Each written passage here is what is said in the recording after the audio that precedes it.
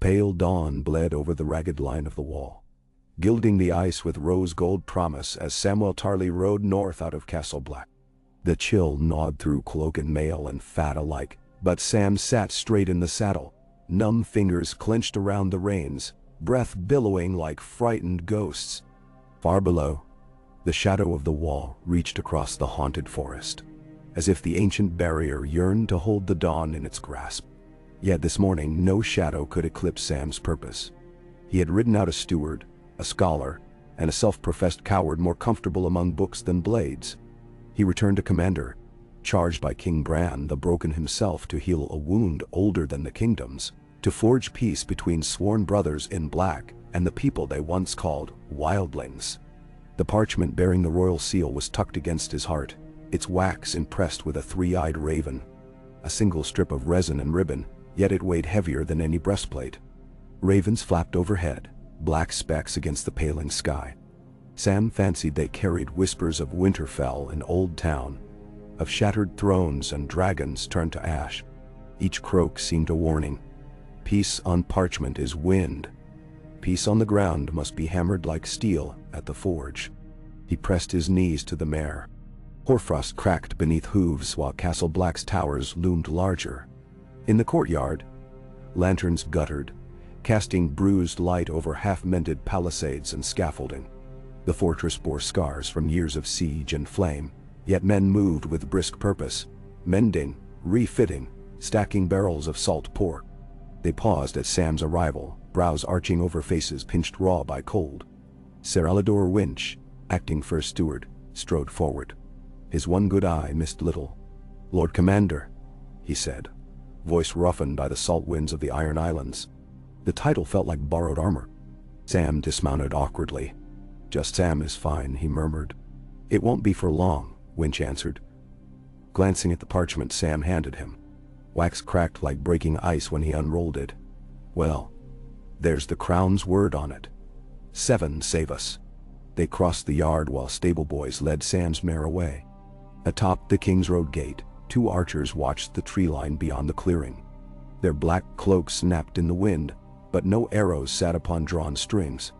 It had been months since any free folk raiding party came slinking beneath the boughs, months since the world ended and began again on the same day. Inside the commander's tower, the hearth was cold. Joan's rooms, now Sam's, stood stripped and echoing.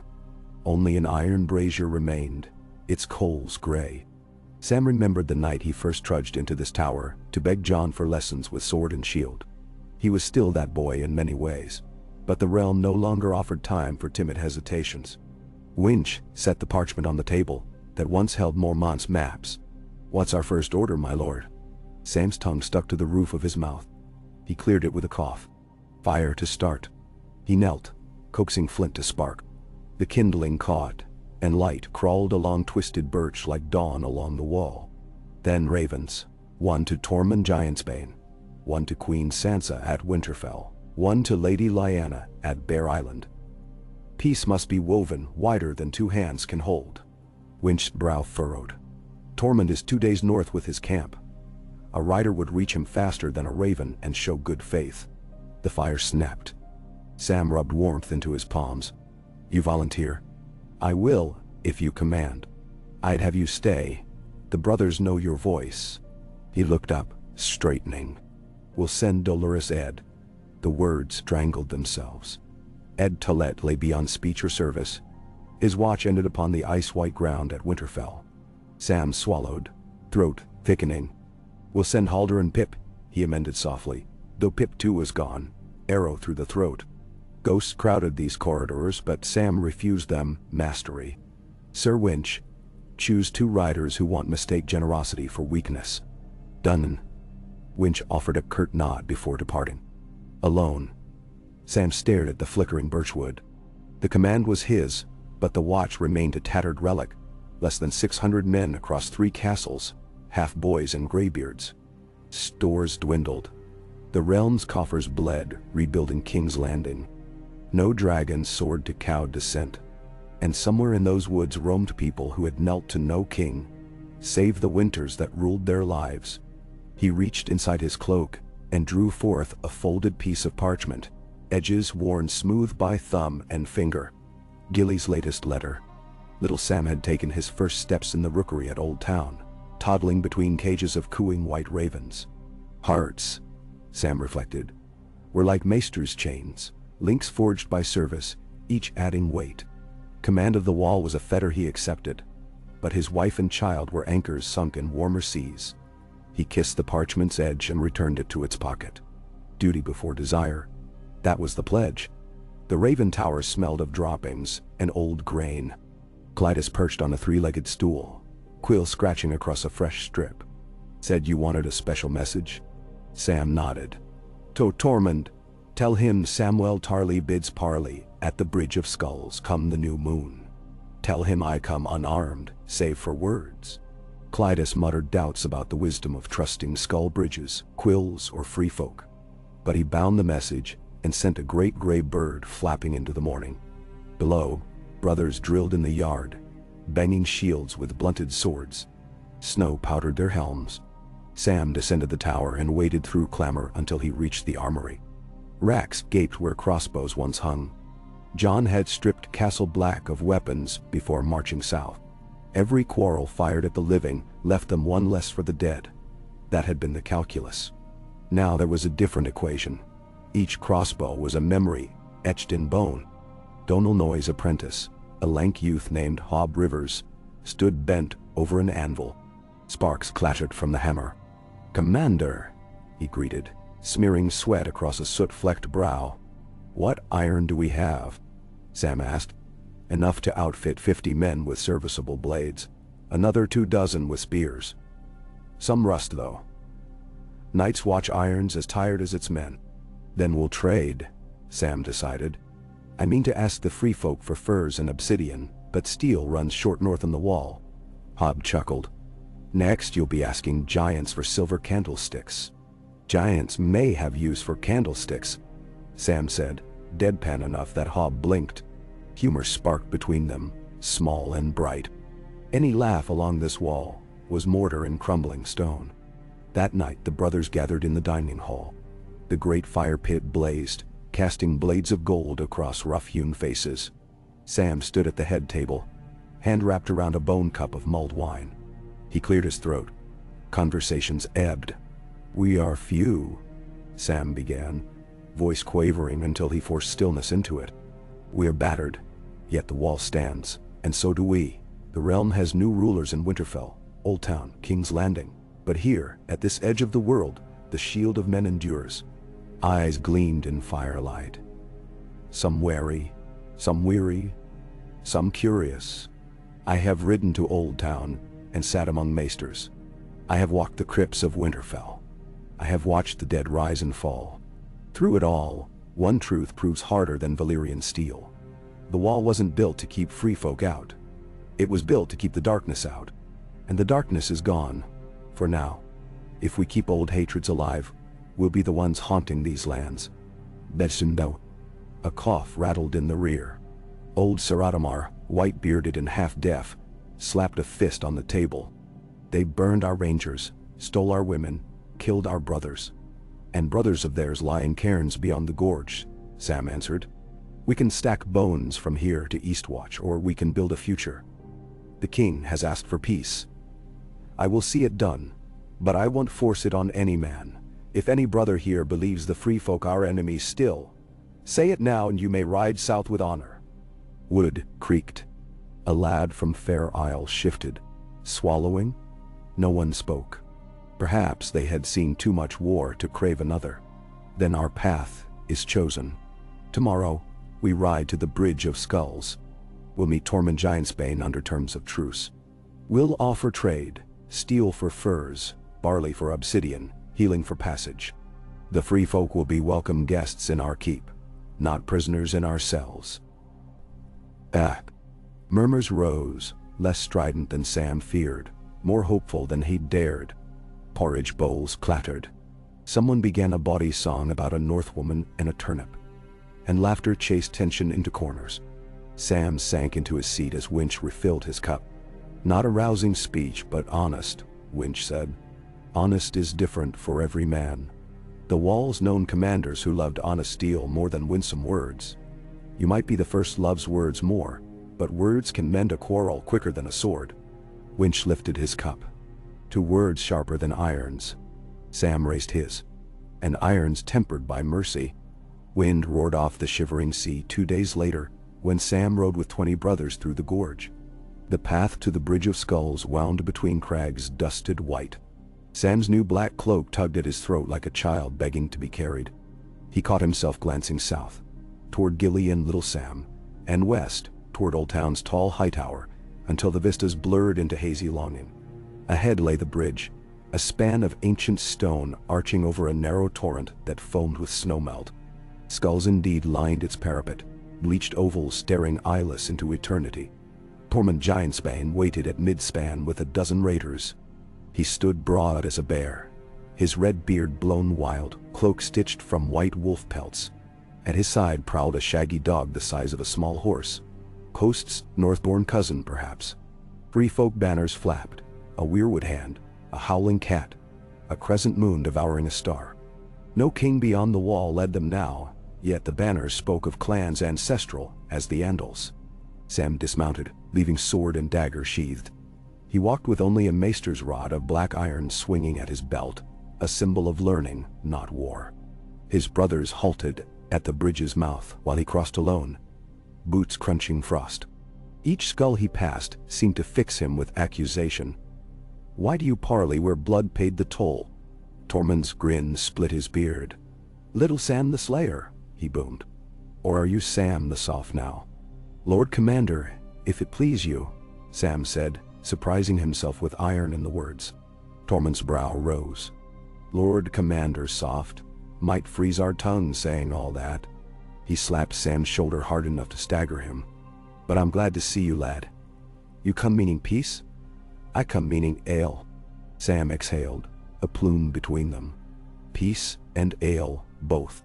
One of Tormund's companions, a tall spearwife with frost-rimmed braids, eyed Sam's brothers bristling with crossbows. "They stay yonder. We stay here." "That suits," Sam agreed. He produced a sealed leather pouch. "King Bran's mark. It grants free folk the right to settle south of the wall, hunt in the new gift, and trade at sanctioned posts." The spearwife spat on the stones. "Promises scrawled by green-blood kings don't thaw winter." Sam unlatched the pouch. Inside lay a river pebble, smooth and black. "Words can be wind, so I brought a stone. The maesters say dragonglass is a piece of the earth's anger made solid. This piece slew a white walker once." He offered it to Tormund. "I give it freely, as proof I mean to slay no more sons or daughters of the land." Tormund took the glass. Firelight seemed to dance in its depths, though no torch burned. The big man's mirth dimmed. Hard to mistrust a man who gifts his sharpest tooth. He turned, showing the glass to his folk. Murmurs rippled like a wave curling under ice. Sam unrolled new parchment. "Steel for fur, grain for obsidian, maester's salves for your wounded." "Your men heal ours," asked the spearwife. "And yours heal ours," Sam returned. "No walls between sick beds." Tormund's laughter cracked open the cold. "Done, I say, done." He slammed a fist to his chest. "We drink to it." They drank there on the bridge, shared skin after skin of sour goat's milk, until their breath smelled of curdled hearths in wildling caves. Sam's cheeks burned, but not from drink alone. He had crossed a chasm older than any gully in that ice-scarred land. When they parted, Tormund clasped Sam's forearms. "Snow spoke high of you, fat crow," he said softly. "Said your heart was as big as the wall is tall. I'll trust that for his sake and mine, but peace cracks easy. Mind the fissures." "I will," Sam vowed. As he walked back to his brothers, snow began to fall. Soft white feathers settling on stone skulls. Sam looked up, letting flakes melt on his tongue like blessings. Somewhere beyond the storm howled, but for this heartbeat the world was quiet. Sam called a convocation of brothers and free folk beneath the shadow of the wall a fortnight later. Tormund led 200 clansfolk through the open gates, while black brothers lined parapets nervous as wet bowstrings. Yet no arrows flew. Fires blazed in the yard, and kettles of stew simmered. Sam had commanded the kitchens to boil enough barley and onion to feed a small lord's feast. Hunger, he reasoned, bred sharper knives than malice.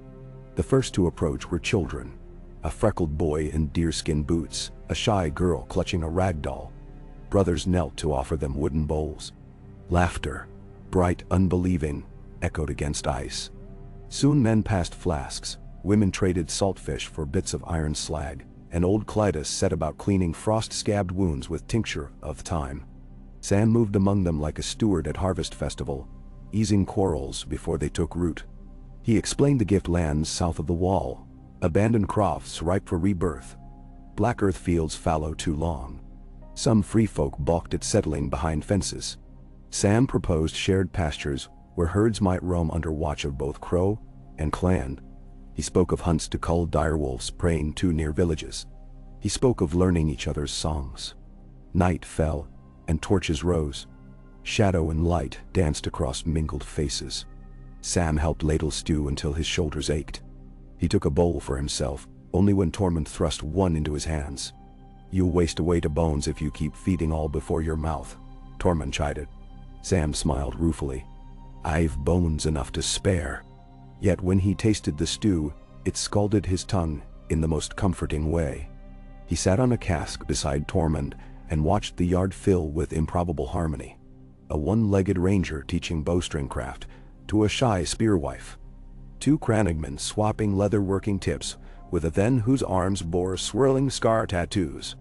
"This piece might just stick," Tormund mused, "if winter stays mild and hearts stay warm." Sam knew too well that hearts cooled fastest under strain of empty bellies and cold hearths. Stores would dwindle before summer. New fields would yield scant harvest first year. They must pray for Southron caravans through the King's Road.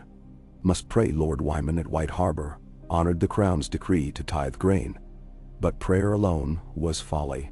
Sam penned ravens by lamplight until dawn. Requests for seed from Winterfell, for wool from Carhold, for pickaxes from the Erie's mines. He wrote to the Citadel begging maesters versed in healing and husbandry to volunteer at Castle Black. He even wrote to the Brovosi Iron Bank, pitching safety for merchants along the northern route if they invested in refitting watch keeps into trading posts. Each missive bore the seal of the Lord Commander, a stack of books behind a guarding sword. As he pressed wax upon the last, Winch appeared. "A sister from Mole's Town," he reported. "Claims dire news." Sam followed him to the gatehouse, where a woman wrapped in patched wool waited. Her cheeks were tear-stained red. "Crows," she sobbed. "Free folk burned the mill at Long Barrow, took 2 babes. Said it was payback for old raids." Sam felt the peace shudder. He thanked the woman, sent her to the kitchens, and returned to his tower heavy as lead. Winch watched him pace. "It can't be Tormund's people," Sam muttered. "He's here. The north is wide," Winch answered. "Plenty who'd spit on talk of peace. You'll need patrols, justice." Sam stopped before the hearth. Embers pulsed like embers in his heart. "If we answer blood with blood, we're back where we started. Letting them walk breeds more raids." Sam stared at skulls carved into the mantle. Past lords called themselves shields of men, yet shields could bruise as well as block if wielded ill. "We ride at first light," he decided. "Bring Tormund. Let him see what havoc clings to old grudges. We'll hunt the raiders together, arrest them alive if we can, bind them to stand trial before both our peoples." Winch grunted approval, but his gaze carried the weight of swords unsheathed. That night Sam dreamt of the wall cracking, ice split by a river of fire. The roar woke him, but when he sat up only the wind howled. They rode south under low gray skies, Sam atop a shaggy Galloway horse beside Tormund, who trotted on a Huffingaron. 30 brothers and 20 free folk scouts fanned across snow-dusted hills. Ragged clusters of spruce whispered in the wind. Bloodhounds led by a ranger named Stonefoot Eric sniff tracks where sled runners gouged ice. By dusk, they reached Long Barrow. Ash still drifted over blackened beams. A grinding wheel lay split. Sam dismounted, cowl drawn against smoke's stale bite. He found the miller's wife weeping over a charred cradle. Tormund crouched to study footprints, bare soles hardened by frost, a then mark on one heel. Ice River clan, he pronounced. They never forgave the Watch for sealing their caverns 5 winters past.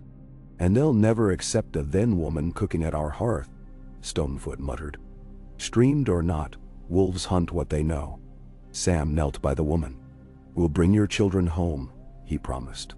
She stared through him, eyes vitrified. They tracked the kidnappers north all night beneath a ribbon-thin moon.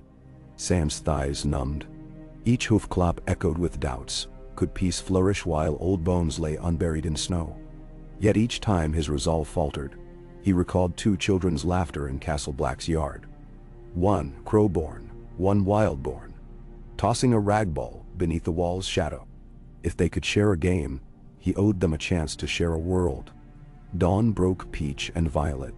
Ahead, smoke curled from a cleft in a rocky hill, an Ice River cave. Tormund halted the column. No easy talk with these, he warned. They think crows bleed poison. Then let their leader hear a free man speak, Sam countered. And a crow stand beside him. They approached under a tattered white flag. Spears lined the cave mouth. A scar-lipped woman stepped forth, bone spear in hand. 2 small children bound behind her. Shadows moved in the cave. Ready. Sam raised empty palms. I'm Samwell Tarly, Lord Commander of the Night's Watch. He gestured to Tormund. And this is Tormund Giantsbane, speaker for the clans who have joined the peace. No peace with crow blood, the woman snarled. Your fire stole our sons. We steal yours now. Sam's pulse hammered. You were wronged. So were we. Vengeance adds corpses, never justice. She spat. Justice is the song of the strong. Then, let strength be measured another way. Sam unbuckled the clasp at his throat, letting the black cloak slip from his shoulders. He laid it on the snow, removed his sword, and placed it atop. Take me instead, a commander for 2 children. Call me hostage until we forge true terms. Tormund snapped a curse. Sam. No. The spearwife slapped her spear butt into the snow. We kill the crow lord and hang his skin.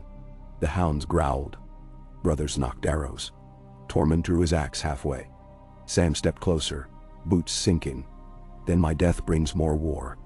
Kill me, and Tormund will burn your caves. The Watch will hunt your kin. We stand at a door that opens to tomorrow or slams us back into yesterday. Take the children south under escort. See Castle Black. See that no chains await you. Then speak your judgment. The spearwoman's eyes flicked over him, uncertain. Snowflakes landed in her hair like pale tears. Slowly, she nudged one child forward. The other followed, cheeks streaked with soot. I keep your sword, she said. Tormund keeps his axe. Sam nodded to the free folk leader.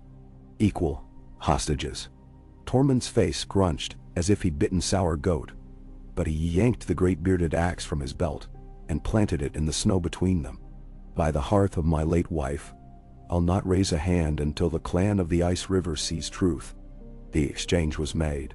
The children ran sobbing to Sam, clutching his legs.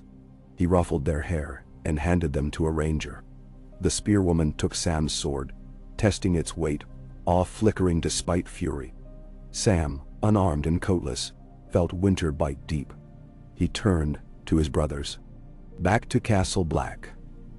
Hot broth, blankets, then a council. No voices barred. Tormund bent close as they marched.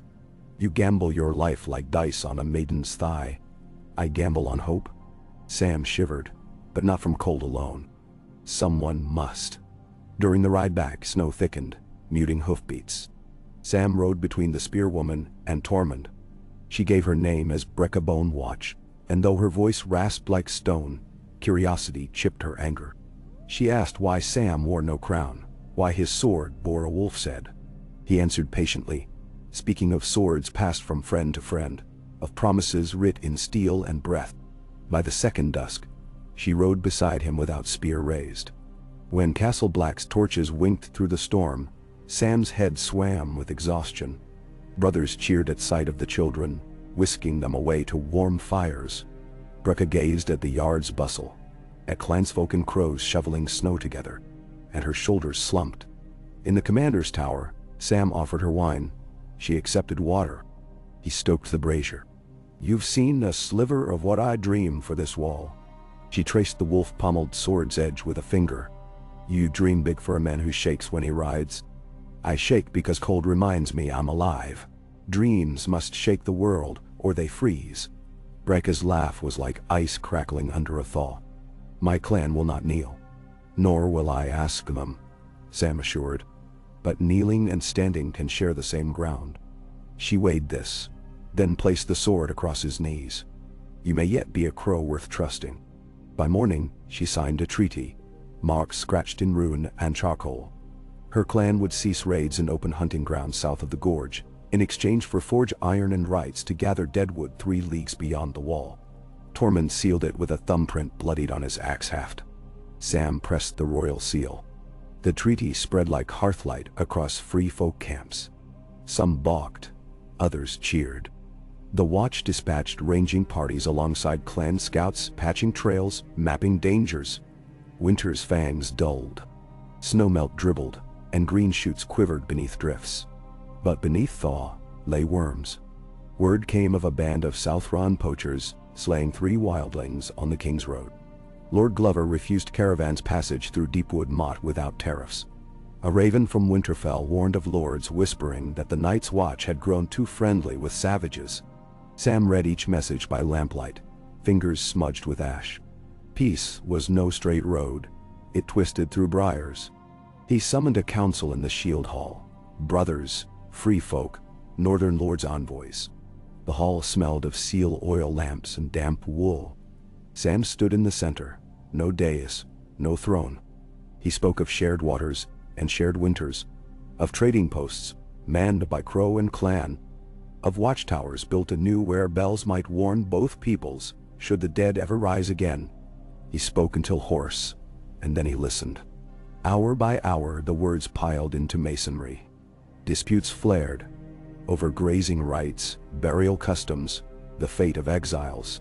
Yet each flare Sam quenched with patience or compromise. By the time dawn stained the high windows, a charter lay on the table. The Pact of Snow and Song. Winch signed first, grim but resolute. Tormund pressed a pinewood stamp of his old clan. Brecca scratched a spiral rune, and one by one the others added names or marks. The Snow Song Pact would take moons, years perhaps, to grow roots, but seeds must precede trees. When the last stylus fell, Sam felt lighter than when he knelt a green boy before Jeor Mormont. Yet, fatigue swirled like frostbite. He excused himself, climbed the tower, and found the first white raven of spring perched on his sill. It croaked once, head cocked. Sam stroked its feathers.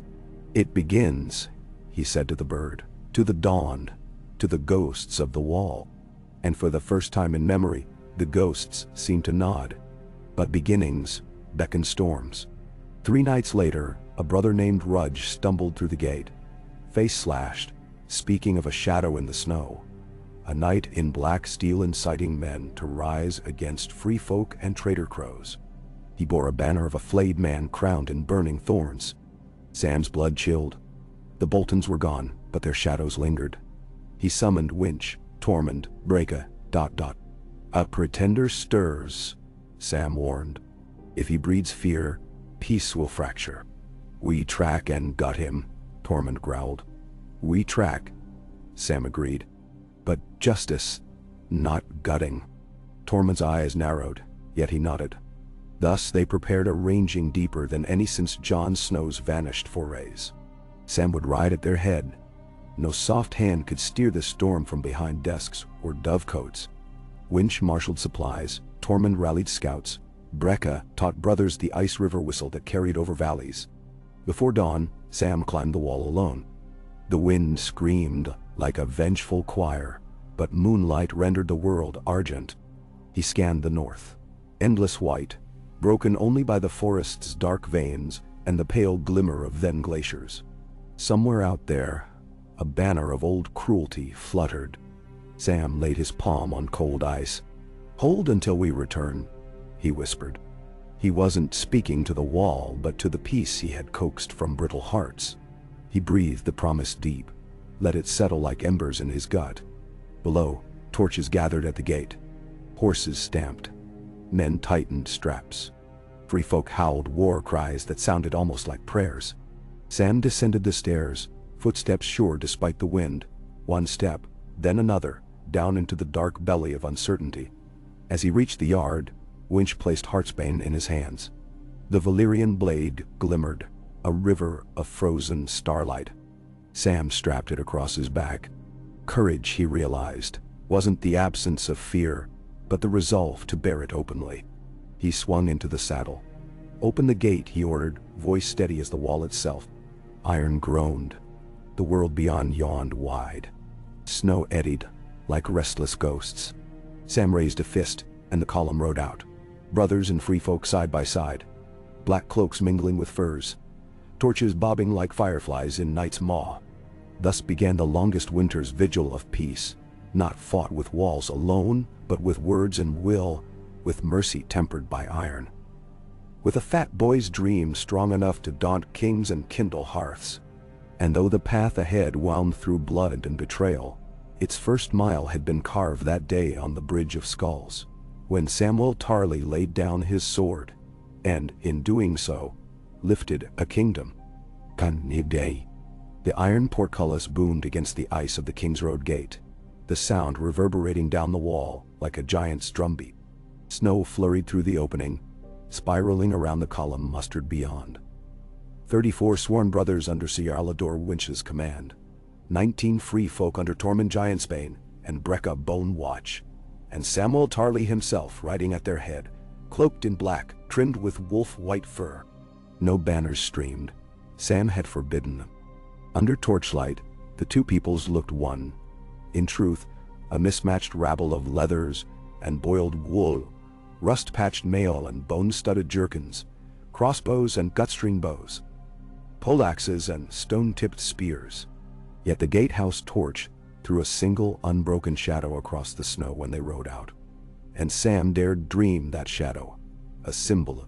They pushed through drifts already knee-deep on the Garrons. An hour past the wall, the world settled into a hush, broken only by hoof thuds, scrapes of sled runners, and the distant groan of furs shedding their weight of powder. Dawn blurred the sky the color of a bruised peach, and the lanterns they carried guttered, painting companions in fleeting amber. Sam rode Heartsbane's weight at his back, its Valyrian hilt half hidden beneath the cloak. He had learned to mount and dismount with the blade. Still, every jolt reminded him of its ancient presence, like a stern ancestor judging each breath. Cold stung his cheeks, and he tasted pine tar and iron on the air. Anxieties marched apace. What if this journey undid all they had built? What if a sword raised wrongly shattered trust, more surely than any accusing word? Ahead, Stonefoot Eric's hounds nosed a trail, two rangy curs patched white and sable. Their breath steamed as they dashed, paused, whined, and darted on. Eric lifted a mailed hand, the signal to halt. He crouched, gloved fingers pressing indentations in the crust. 4 riders, maybe 5, he judged when Sam reached him. Shod horses, iron shoes. His gray-flecked beard iced at the tips. Not free folk. We shoot Garrons with bone or nothing at all. Tormund's laugh rumbled like boulders shifting. Crows from the south and wolf country? They'd sooner ride naked through a weirwood grove. Janib Sim, or knights, Winch growled. He knelt beside Eric. Boot treads. He pointed to a crisp chevron in the snow. Spurs scrape that. Sam recalled the flayed man banner the wounded brother had described. Men wearing spurs and flayed sigils had once answered Roose Bolton. But Roose was gone, and Ramsay's dogs lay scattered. Who then picked up the skinning knife? We keep after them, Sam resolved. But no rash rushes. These woods harbor secrets older than our quarrels. They pressed on. The forest crowded closer, limbs heavy with snow that sloughed in silent avalanches as wind stirred. Thick trunk spruces blocked the sky. The track narrowed, twisting like a frozen snake between exposed roots. Mid-morning, they passed a broken stone marker, half swallowed by moss and snow. An ancient watchpost from the age of the Night's King, some whispered. Brecca spat thrice over her left shoulder and muttered charms to ward off uneasy spirits. Even Winch made a sign with forefinger and thumb, though he dismissed it as wiping snot from a mustache. By noon, a thin sun gleamed through wreaths of cloud. They paused at a brook sealed in milky ice. Brothers cracked holes with the butts of spears and let the horses drink trickles. Tormund shared strips of frozen elk. As Sam chewed, his teeth throbbed with cold, but the meat's gamey strength warmed his belly. A raven wheeled above, one of Sam's own sent ahead with riders. But it did not descend. Instead it cawed thrice and arrowed southward. Clydas had trained certain birds to signal with flight, rather than parchment. 3 wheeling caws meant danger near. Sam reported this quietly to Winch and Tormund, who both laid hands to blades in silent acknowledgement. They moved again, angles hunched against a wind that had sharpened to a knife's keen. Snow thickened, blowing in skeins that veiled the world beyond a dozen paces. Tracks blurred. Twice Eric's hounds lost the scent and circled, yelping. The second time they discovered a smear of scarlet on the spruce trunk, fresh blood gone tacky in the cold. Sam's stomach plunged. Brecca knelt, sniffed, then tasted the blood as free folk sometimes did. "Horse," she said. "Not man. Nicked by a branch." Still ahead then, Winch decided. Their mounts grow weary. Afternoon waned. Gray light turned blue, then violet. Sam ordered camp at a shallow vale shielded from the gale.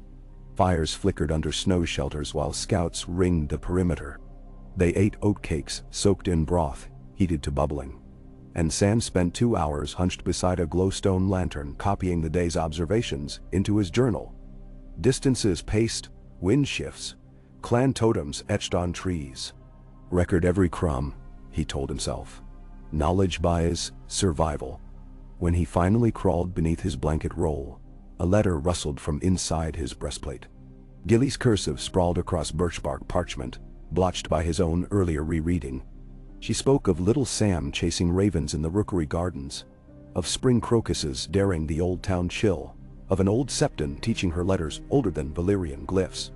Her final line, "Come back soon, but come back whole."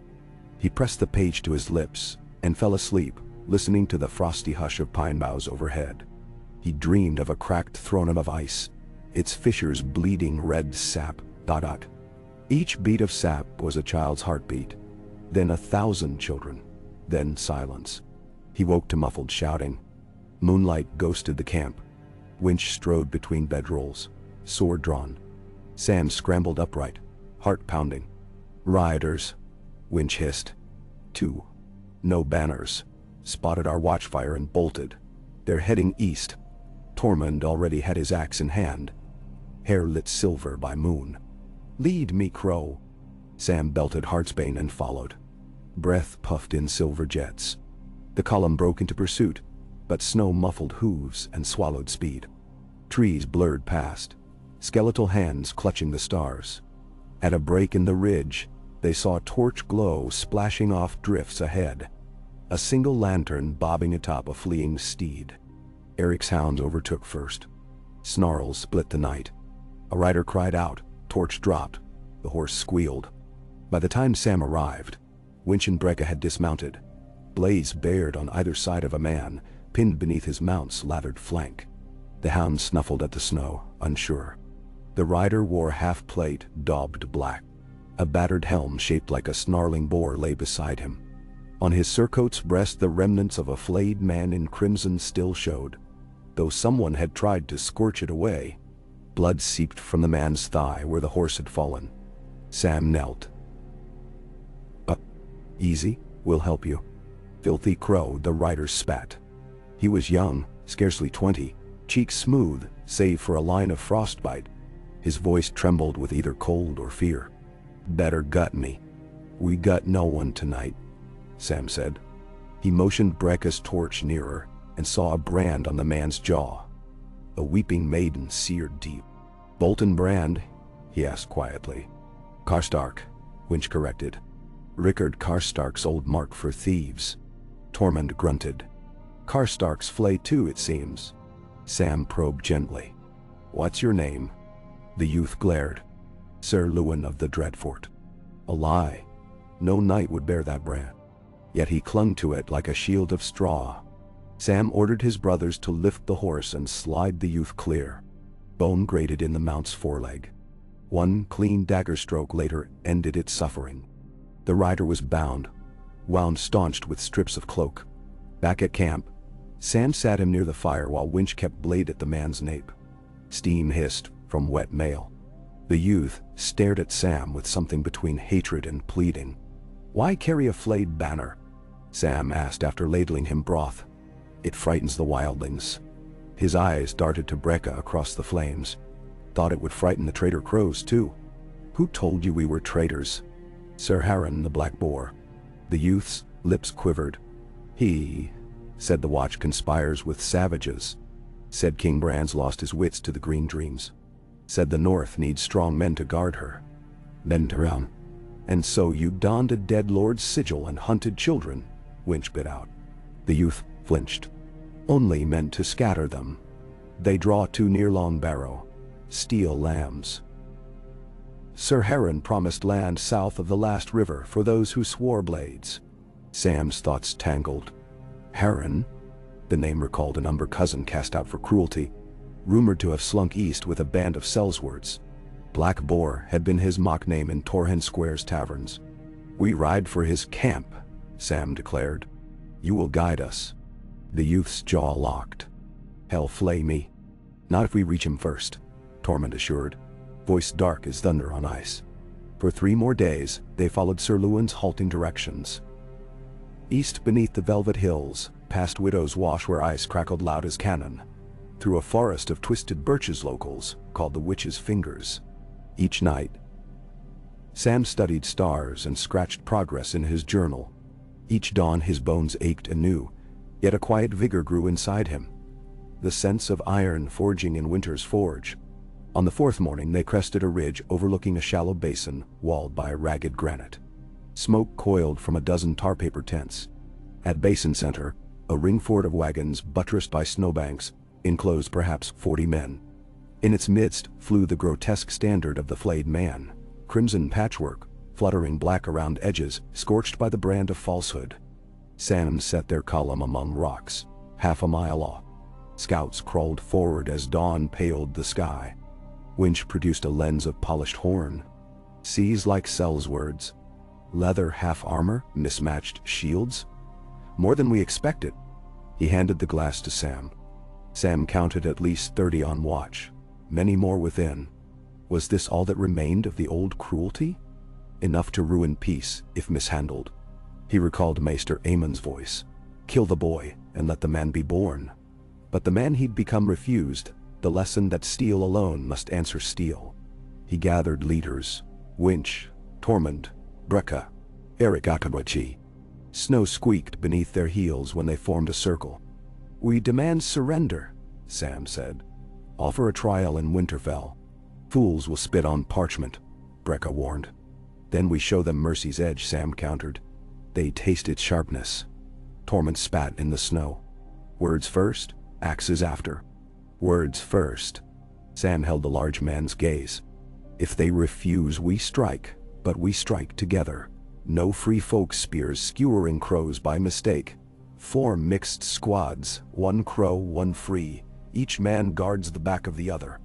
Tormund's mouth twitched. Back to back like lovers at a wedding. Fine. I'll dance with Winch, though his beard pricks worse than my last wife's chin. At that, Winch cracked a rare grin.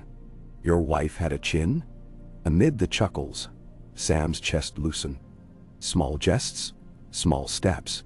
2 hours later, under the banner of a blank white cloth, Sam, Winch, and Brecca walked into the basin, escorted by 6 unarmored companions.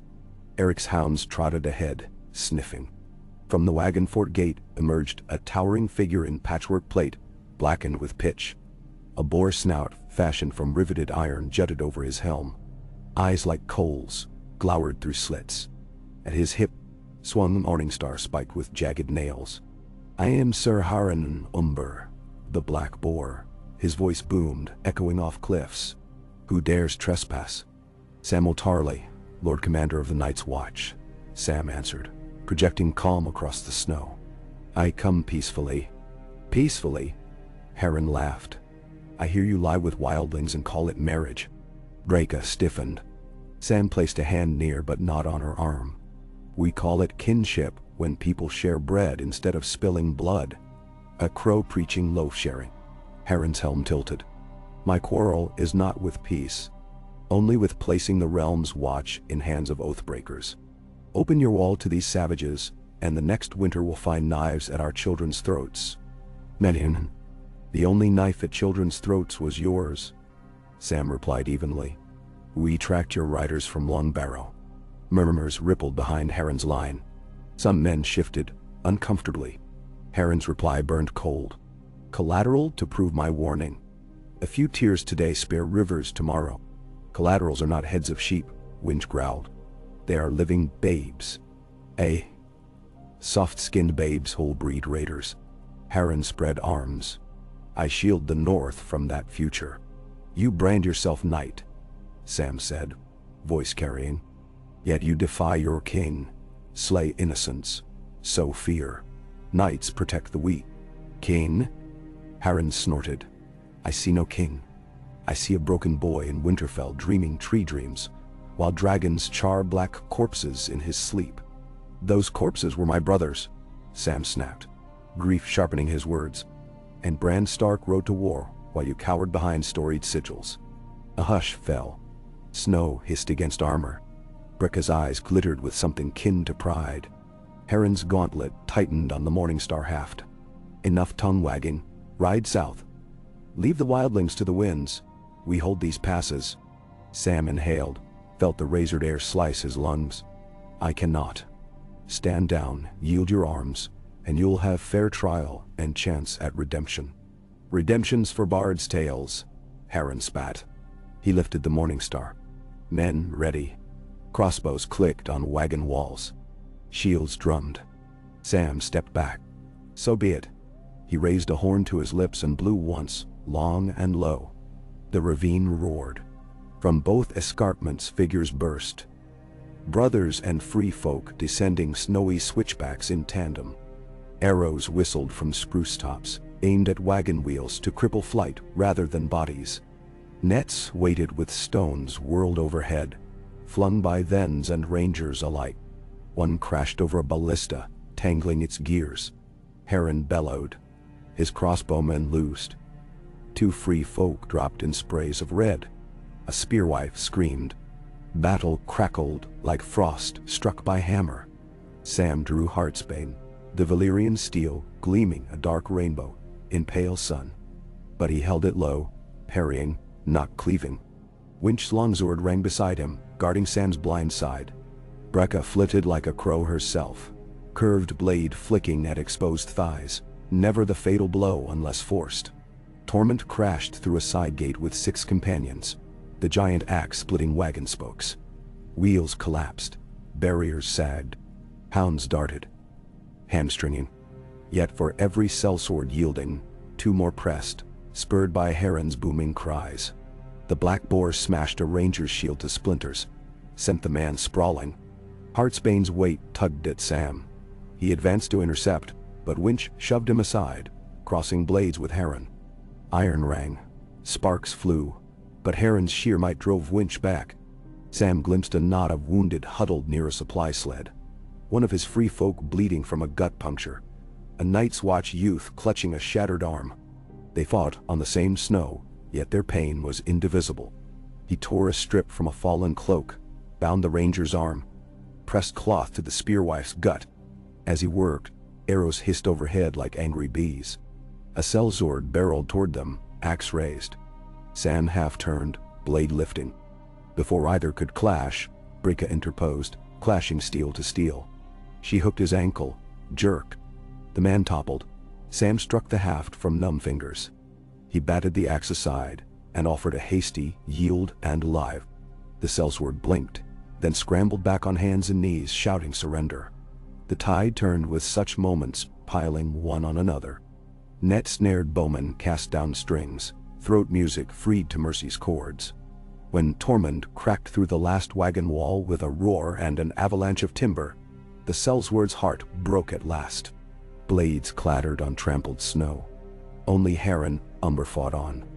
Winch's sword now dripped red from a crease in the knight's arm, but Harren seemed not to feel. He swung the Morning Star in a wide, murderous arc. Winch ducked but stumbled. Chain spikes slammed Winch's helm, dropping him to his knees. Blood splashed white ground. Sam was there, sword two-handed. Harren wheeled. Iron met Valyrian, in a clang that vibrated Sam's bones. He was no match for the boar's brute strength. Blocking alone would crush his wrists. So he sidestepped, letting Heartsbane's keen edge redirect Harren's momentum. The Morning Star swept past with a whoosh. Harren overbalanced a fraction. Brekka seized the chance. She lunged from behind, but the knight kicked back, steel boot catching her rib. She flew sideways, breath burst from lungs. Sam forced calm into bloodstream. He slid left, feinted high, then chopped low at Harren's knee. Plate turned the blow, but the jarring impact staggered the larger man. Tormund bounded up bellowing, axe poised to split helm, and Sam shouted, "Alive!" Tormund's swing diverted mid-arc, haft crunching Harren's helm instead of blade. The black boar reeled. Winch, staggering upright, clouded his Morning Star hand with a mailed fist. The weapon clanged to snow. Sam placed Heartsbane's tip at Harren's gorget. The knight heaved breaths, frost fogging slits. "End it, Crow. It ends with you alive," Sam said, chest heaving. "For trial. Trial by Green Dream King?" Harren scoffed, though his arms sagged. "Trial by Winterfell's law. Judged by lords, free folk witnesses, and knights watch both." Sam turned to the ring of watching faces. Scarred Sellswords, black brothers, clanfolk in ragged furs. Some bleeding, some sobbing, all silent. No more skinning, no more stolen babes. The wall guards the realm of men, all men. Tormund planted axe into snow and roared agreement.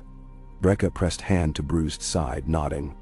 Winch, visor dented, lifted his sword as salute. Slowly, one by one, Sellswords knelt. Some wept. Some stared in hollow astonishment. But they knelt. Sam lowered Heartsbane. Relief wobbled his knees. He glanced skyward where snowfall had eased to fine glitter. The silence that followed felt fragile, brittle as frost lace. Into that silence Sam offered orders. Bind wounds, kindle braziers, tier wagon covers into stretchers.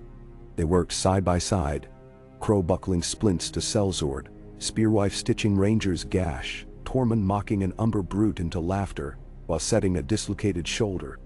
Night rolled in an amethyst cloak. Fires crackled high. Sam sat by Winch, who drank willowbark tea through split lip. Brekka rested wrapped in furs, cracked ribs but breathing easy. Harren Umber lay fettered near Sam, flanked by 2 watchmen. A lantern's light revealed his face. Scars layered upon old scars and something else. Exhaustion so deep it looked a pit into which his conviction had fallen. "Why flayed man?" Sam asked him quietly while others dozed. "Umbers follow the giant, not the skinning knife." Harren's eyes half closed. "Giants are dead. Just like Stark honor, fear's the only blade left sharp." His breath rattled. "Maybe you've another. I doubt it'll cut deep enough." Sam considered the man, then looked round at the mingled camp. Tormund's free folk singing low, Sellsword snoring, brothers patrolling shoulder to shoulder with Ice River warriors. Sparks whirled up to the stars. Some fell to ash. Yes, but some lifted high, defying darkness. He answered quietly, "It will cut longer." They marched back slower, sledging the wounded, rationing food. Weather turned fitful. Bright mornings, blinding squalls by late day, then clear black velvet nights where auroras rippled emerald and rose. Under one such sky Sam sat penned scribing the account for the citadel, his quill shivering to the howl of wolves conversing with hounds. Harren Umber rode trussed atop a supply sled, watched constantly, but Sam made sure he was given water, poultices, a blanket of thick furs. On the third day, Heron said, voice ragged, "Why the kindness?" "Because cruelty is feeble mortar," Sam replied without pausing his pen. "It crumbles the moment the frost thaws." Heron stared at the dancing lights overhead. In those colors perhaps he glimpsed the ghost of another world. They reached the wall to a chorus of horns. Castle Black's yard bustled as ravens exploded from the rookery, wing beats drumming. Brothers cheered, free folk whistled. Selzward slumped in relieved disbelief. The wounded were borne to the infirmary where Clytus and 3 volunteering maesters set to work. Gilly waited at the stairs, wrapped in a green cloak, bordered with silver thread. Little Sam peeped from her hip. When she saw her husband trudging bone-tired but standing, her smile kindled brighter than the auroras. She did not rush him, for she knew he must first dismount, hand reins to a groom, speak orders, and that discipline in him made her pride swell. At last they embraced amid flying snow, and little Sam squealed at the prick of his father's frozen beard. In the commander's tower, councils convened. Letters flew, to Queen Sansa detailing Heron's crimes, to King Bran requesting judges for a precedent-setting trial that would include free folk elders. Lord Manderley dispatched grain barges upriver as token of faith in the pact of snow and song. From White Harbor's shipyards came word of a cedar-hulled trader christened Winter's Mercy, its master pledging monthly runs to Eastwatch. But there were darker replies. Lord Stout and Serwyn lodged protests against wild barbarians feasting in a sworn brotherhood keep. A raven from the twins carried terse phrases. The Black Walder, now Lord Frey, offered crossbow levies should the watch need proper northerners to guard her gates. Sam penned polite refusals, but felt old hatreds stirring like embers in peat. Meanwhile, Selzward's, once under Heron's sway, joined work crews repairing Westwatch. Its towers collapsed in the long night. Brecca's Ice River clan taught builders to bind ice blocks with clay sand mortar, stronger than plain stone in deep freeze. Brothers gasped the first time they saw a wildling child, braving heights with bucket of slurry. But fear thawed when the lad slid gleefully down a ramp on his backside, into their arms. Sam spent mornings in the library cataloging dragonglass shards, brought in barter. Afternoons on ramparts, overseeing archery drills where watchmen and clan archers exchanged techniques. At dusk he joined Gilly for supper, coarse bread, turnip stew, once even roast grouse gifted by Tormund after a successful hunt. They would speak of letters from Old Town, of little Sam's new words he called Winch Pointy, and of spring seeds awaiting thaw. When parted from her each night, Sam carried the scent of her hair, juniper and lamp oil, like a talisman. Weeks passed, and with them rumors. Some Selzwards deserted, vanishing into night. A few reappeared days later, hauling furs to trade. Others vanished for good. 2 rangers found stripped corpses west of the Milkwater, flayed in the Bolton way. Sam felt the old dread. Was a new evil rising or merely echoes of an old one? Spring's first true thaw came sudden. Snowmelt gurgled along ice seams, rivulets raced down the wall's face. Birdsong burst from forest canopies.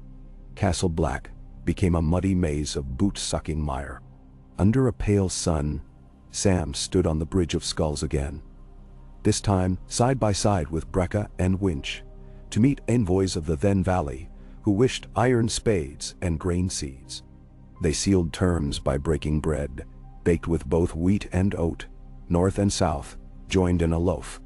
On the return ride, Sam asked Winch, "What do we do when coin runs out?" "Food will come dear until harvest." "Sell knowledge," Winch suggested. "Guide Southron traders through Last River Ford. They'll pay in silver for safe passage." Brecca added, "Teach crow scribblers to trap snowfox dot. Pelts fetch coin at White Harbor." "None?" Sam smiled. "So the wall becomes not a barricade but a marketplace." "Or a hearth," Winch said, surprising Sam. "Yes, a hearth spreading warmth in widening rings." That night Sam drafted plans for a covered market square outside Castle Black, stalls assigned equally to watch and clan. Then he penned a plea to Lady Mormont for timber, offering obsidian spearheads in exchange. The trial of Harren Umber came at last on a blustery April morn. Queen Sansa rode north with a retinue of 200, her red hair flaming against grey skies. Beside her strode Lady Alice Karstark and Lord John Amber of the Antler Vale, both eager to witness justice done.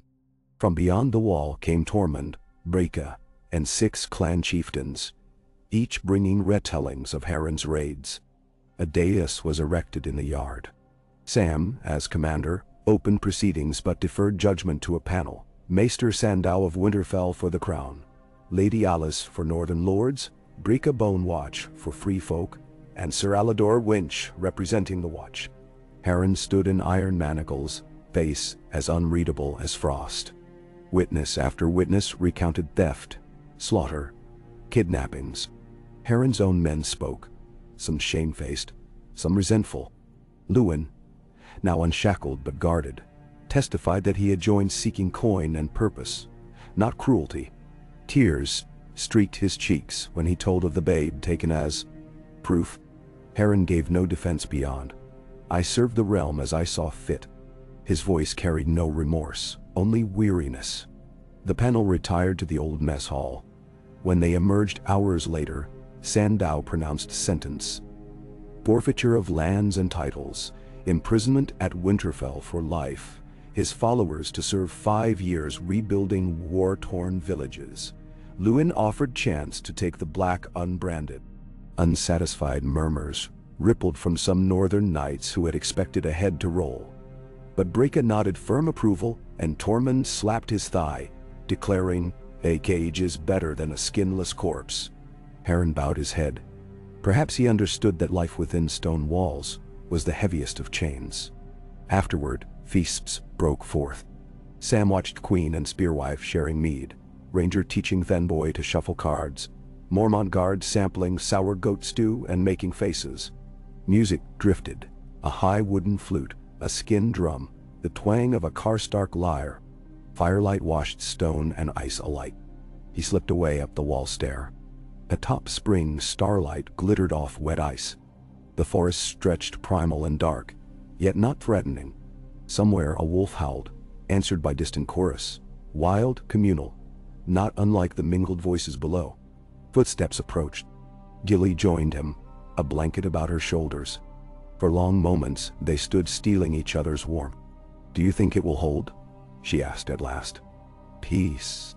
Sam shrugged. "I think like ice, it cracks. But each time we mend a crack, the wall becomes stronger for the water that seeped in and froze again." She rested her head on his shoulder. "And you, Sam? Stronger?" He considered Heartsbane's familiar weight, the ache of duty in bones, the memory of Harren's refusal, the echo of children's laughter in the courtyard, the letters from Old Town praising his chronicles, the newborn market's bustle. "Not stronger," he answered softly. "Maybe wider, like the wall itself.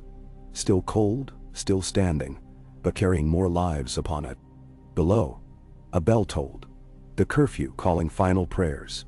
Above, auroras flickered faint green, as if gods were marking parchment across the firmament. Sam squeezed Gilly's hand, the warmth of it radiant in the chill. "Come," he said. "There's broth waiting, and plans for planting.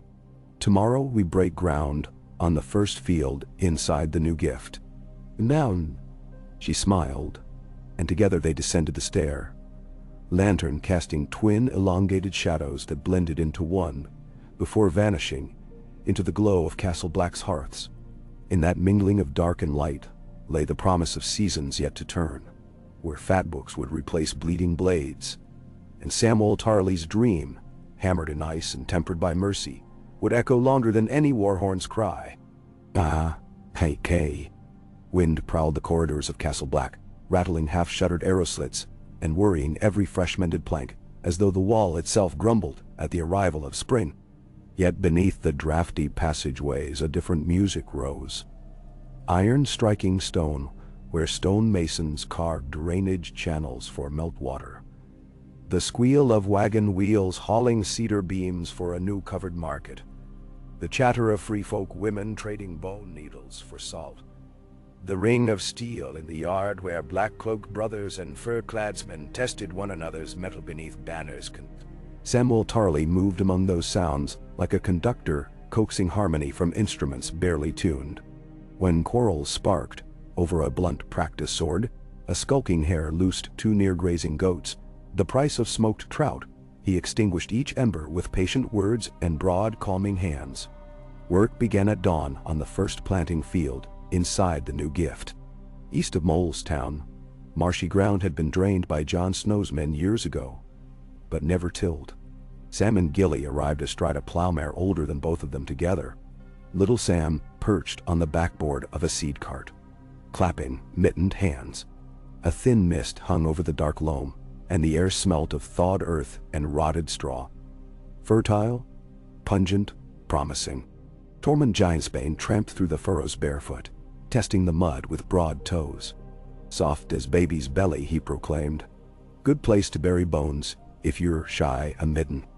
Good place to grow barley, Sam countered. If we can finish before fresh frost. Behind them, 24 volunteers. Brothers of the Watch, Karstark smallfolk, and knobbly-knuckled freefolk, wrestled with the plow harness. At Sam's nod they leaned. The old mare groaned, and a ribbon of black soil peeled back, moist and rich. Gilly scattered the first seeds, her skirt hem muddy to the knee. Little Sam shrieked with delight as yellow finches burst from the sedges. Sam hoisted him down. "Mind the furrow, little lord." "I'm not a lord," the boy piped, eyes wide at the writhing earthworms. "Not yet," Gilly laughed, brushing dirt from her cheeks. "But anyone who feeds folk holds power." By mid-afternoon, the sky curdled steel gray. Ravens wheeled low, agitated by the coming squall. Sam ordered the seed team back toward Castle Black, but lingered beside Water-Eye Mela, a free folk woman whose left eye was clouded milky white, the other bright as jet. She traced circles in the soil with a hazel switch. "I've seen barley," she said, voice like a reed flute. "But you planned it wrong. Southron seeds sleep if you bury them too deep." Sam knelt. "Show me better." She raked a thinner trench with the switch. "Surface give 'em sun. North ground is cold, mother. Babes must lie close to her breast." Sam tried the shallower depth. Mela watched, nodding once. "Learn that, Crow Lord, in the grain sings." A shriek split the quiet, a rookery raven tumbling from the sky, feathers ragged, wings scorched. It landed twitching near Sam, croaked, and died. Gilly gasped. Tormund scanned the gray heavens. Storms brewing nastier than snow. But Sam bent by the bird, fingers lightly parting wings. Feathers were blackened, brittle, edges fused like slag glass. Not lightning, fire. A tiny shard of obsidian protruded from the breast, quarried smooth and knife-sharp. He set jaw. "Find me Clydas and Captain Dalmor on the Eastwatch run." Something burned this raven out of the sky with dragonglass. Nan. The map table in the commander's tower filled with grim tokens. Eastwatch had sent warning.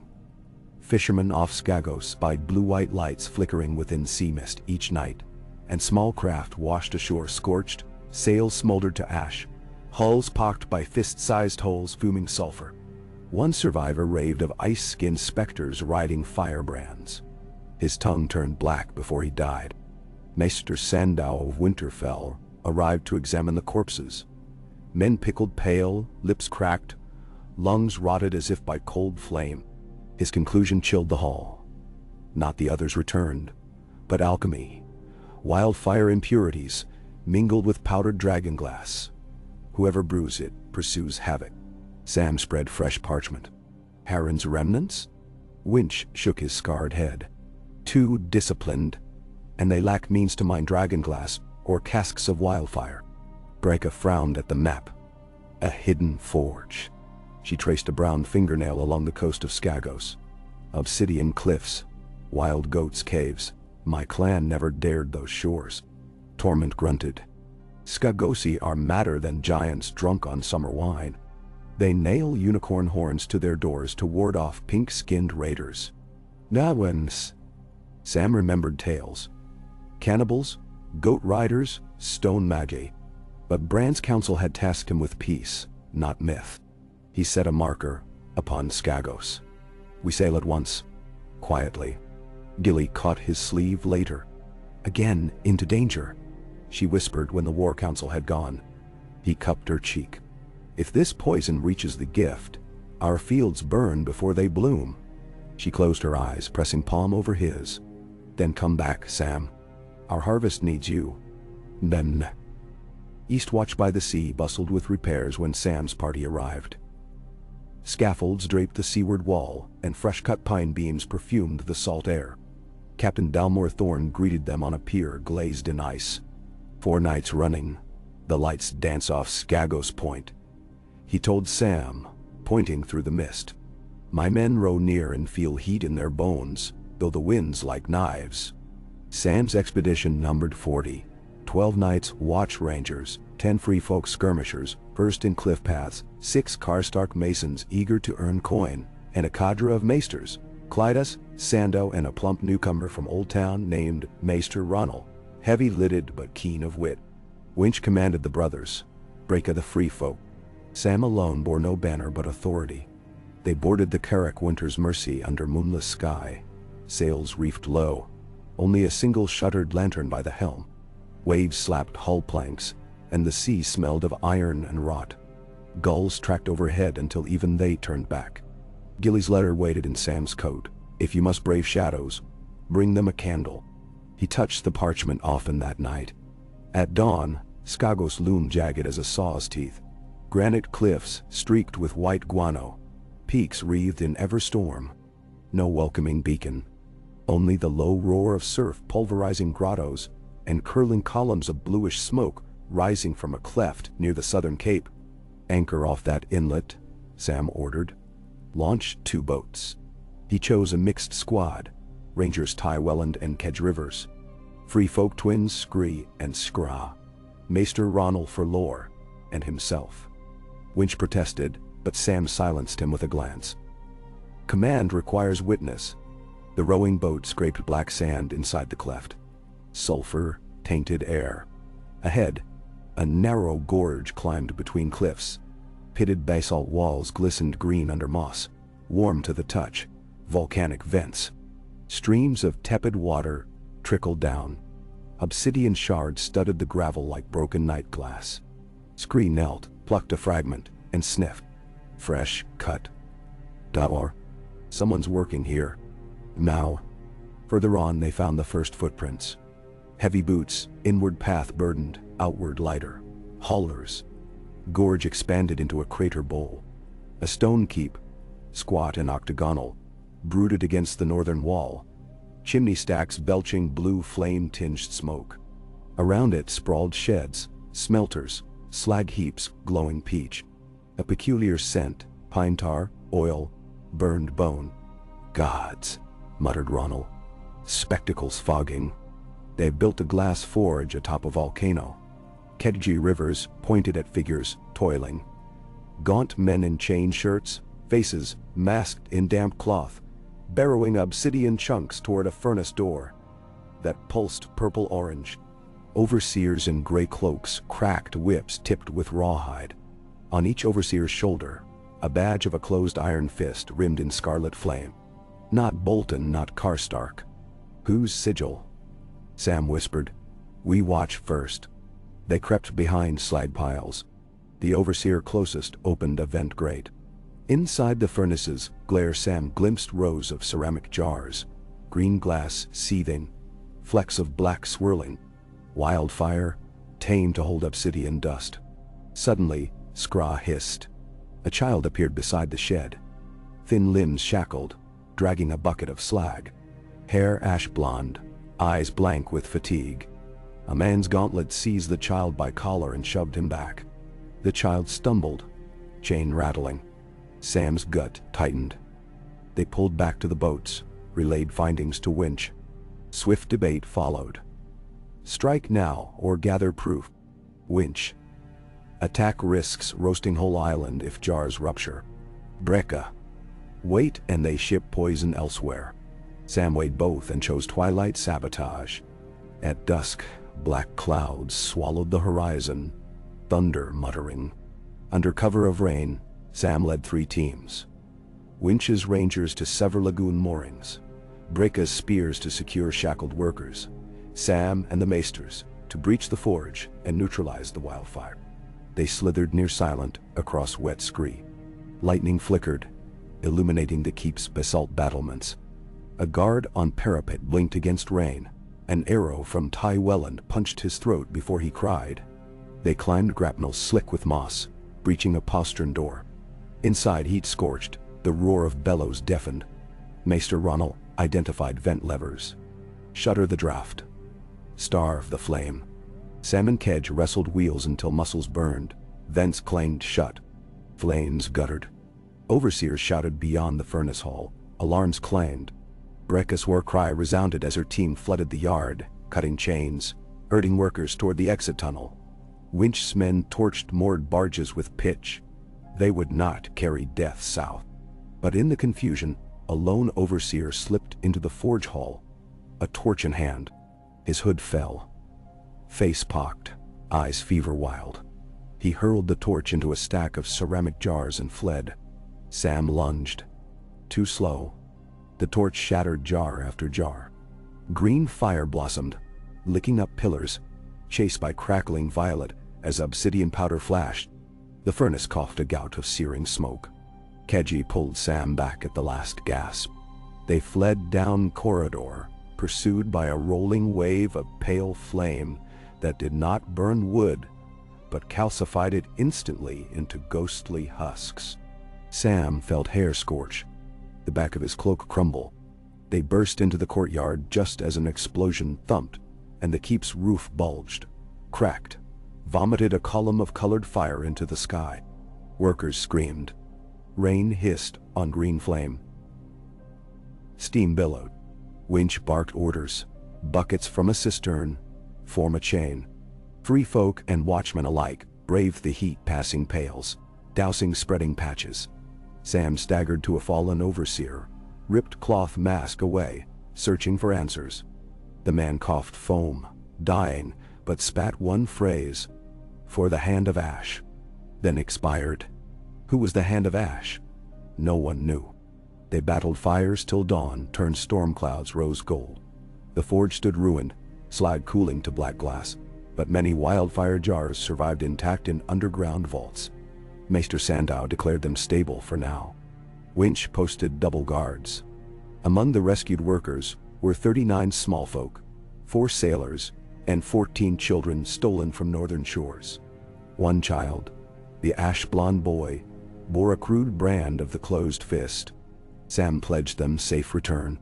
"Not safe yet," Brecca warned, kneeling to trace a rune on a shard of blue-green glass. Mark of old sorcery. This Hand of Ash mixes dead fire with poisoned stone. He won't stop with one forge. Let him none. Sam met her gaze. Then we hunt him, but with proof. He collected sigils from cloaks, sketches of furnace design, the overseer's dying words. Winter's mercy reached Castle Black, battered by spring gale. The rescued children rode in woolen blankets, eyes wide at the snow-capped wall glittering under weak sun. Gilly greeted them with honeyed milk. Little Sam shared his toy spear. The ash-blonde boy clutched it like salvation. Queen Sansa convened a great council after hearing Sam's message by Raven. Lords Karstark, Manderley, Glover, Serwyn's new forged allies of Bear Island, plus 3 then chieftains, sitting shoulder to shoulder in the shield hall amid watch officers and maesters. To many, this gathering itself felt witchcraft. Sam laid the evidence: sigils, wildfire shards, witness accounts. Someone known as the Hand of Ash funds clandestine forges, blends dragonglass with wildfire. Not for defense, for terror. We destroyed one, but more may wait along the shivering sea. We must unite ships, scouts, resources. Lord Glover scowled. My levy's thin as milk. Why should Deepwood pay blood for free folk quarrels? Brecca rose, lank braids swinging. Your babes breathe the same air mine do. Poison sky makes no feuds. A then called Gar stumped forward. We saw lights off the Frostfangs too. 2 goats boiled in their skins next dawn. Bad omen. Maester Ronald spoke next, citing Archmaester records. Tales of Balor the Blessed's pyromancers, who once experimented with dragonglass dust to melt iron walls. If perfected, such fire could shatter stone keeps or ignite entire forests. Queen Sansa listened, fingertips pressed beneath chin. At length she said, voice clear, "This is a northern matter, and all the north includes the free folk now. I will grant 50 shipwrights to Eastwatch, casks of pitch, and carpenters to build swift cutters. Lord Glover, your greenwood makes fine keels. Supply timber and men will brave your seas for fish. Come harvest, Lady Brecca, your hunters know cliffs, lend climbers as marines." Arguments buzzed, but Sansa's tone cut through like steel. The pact forged within that hall became known afterward as the Frostflame Compact. North and free folk pledging equal crews to scour eastern waters, root out hidden forges, and deliver culprits to joint tribunals. Sam exhaled. Relief mingled with dread. Success bred new duty. Winch clasped his arm, murmuring, "You forge alliances quicker than maesters forge chains." That night, Sam walked atop the wall beside Sansa Tirandakera. The auroras were veiled, yet low clouds reflected the fires of Castle Black like a city of embers. "You've grown, Sam," Sansa said. "But growth hardens the heart. Guard yours. Now." He thought of the forge's green inferno, of children branded by fists of ash. "I'd harden my flesh first. Heart must stay soft enough to feel, else we become the monsters we hunt." She smiled sadly. Soft hearts bleed. Bleeding proves we're alive. Wind fluttered her scarlet hair. "Then let's keep living." The Frostflame cutters took shape by midsummer. Narrow beam hulls clad in resin-soaked sealskin. Oar banks doubled. Deck ballistae tuned for flaming bolts. Free folk sailmakers stitched sigil-less sails of gray wool. Karstark smiths fashioned grapnels from frost-hardened steel. Sam named the flagship Dawn's Answer. Winch captained it. Brecca first, mate T. Sam would sail too. Command required witness. Before departure he walked the new market at Castle Black. Stalls of smoked reindeer, baskets of purple mountain berries, Karstark linen dyed umber, bone flutes, raven tree carvings. Children chased between booths. A brother from the Shadow Tower haggled for cloudberries, while a then spatulate carved rune staves. Water-Eye Mela waved him over. "Your barley sings," she said, handing him a loaf as dark as peat, crust crackling. "Taste." He bit. Earthy, sweet, alive with nutty warmth. Bread of north and south. Tears pricked his eyes. Gilly joined, cheeks flushed. "Little Sam says the field smells like Grandpa's hair." Sam laughed, wiping crumbs. "A compliment to wheat or hair, I'm unsure." Gilly's smile faded. "You leave at dawn." He drew her beneath awning's shade. "We will map every forge, shatter every jar. Then I return to plant rye." She placed a carved jet pendant in his palm. A tiny crow perched on a barley stalk. "For luck, and memory of why you sail." They embraced while market sounds swirled, hammer on anvil, laughter, goats braying. In that moment, Castle Black felt less a fortress than a village. No, a hearth like Winch had said. Its fires fed by many hands. Dawn's Answer slipped from Eastwatch Harbor, prow slicing a sea of molten silver. 5 companion cutters fanned behind. Sam stood at the stern, napcase strapped, spyglass ready. Winch shouted sail orders. Brecca climbed the rigging like a cat. Below deck's chambers stored coils of dragonglass-lined nets, designed to snare floating wildfire casks without rupture. 3 days out, they discovered a charred longboat adrift, crew gone. Oarlocks melted to puddled iron, planks peppered by obsidian shards fused in pitch. Ronell collected samples. Sandow sketched runic scorches. Fog thickened. Nights glowed faint aquamarine along the horizon. A forge's pall? They rode silently, lanterns black. The third night, a thunderous boom rippled through mist. A pillar of blue fire surged skyward leagues east. Winch signaled chase. Cutters unfurled every scrap of sail. Oars bit water. By dawn they spied the source. Another volcanic cove where sheer cliffs formed a horseshoe bay. In its maw, a half-built galley burned, masts ablaze with the same eerie flame. Figures fled along gangplanks. Smiths, guards, hooded overseers. One tall silhouette rallying them with staff in hand, tipped by a fist of black stone. Even at distance, Sam's skin crawled. The hand of ash. But the base seethed with peril. Crates of wildfire floated like deadly lily pads, flaring whenever embers blew. A cutter named Grey Gannet veered too close. A jar burst and green fire climbed rigging. Crew leapt screaming. Sam shouted for nets, buckets of sand. They smothered flames, but Grey Gannet listed, crippled. Through the smoke, Winch spied a narrow sea cave at the bay's edge. "We take the cave, land beyond the fires." Brecka swore at suicide. Sam saw no wiser path. They steered Dawn's answer between bobbing casks. Sailors fending them off with long poles tipped in damp felt. Twice the felt hissed, caught spark, was doused. Heartbeats pounded louder than surf. The cave mouth swallowed them into darkness, punctured by stalactite drip. Oarsmen rowed by feel until pale light blossomed ahead. A sand floor chamber, echoing, wide enough for 2 ships. They beached, armed, hurried up a sloping tunnel whose walls pulsed warm. Another vent artery. The tunnel spat them onto a terrace above the main forge yard.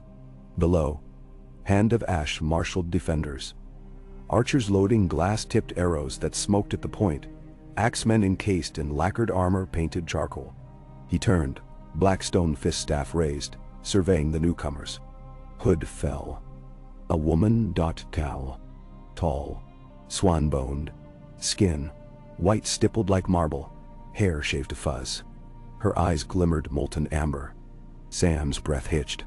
Old Town scrolls told of alchemists who drank wildfire to claim dragon's fire in their veins. Few lived. Those who did, Sandow whispered. Pyre sisters, thought extinct. No parley possible. Winch loosed first bolt. Battle erupted. Arrows screeched. Some ignited midair.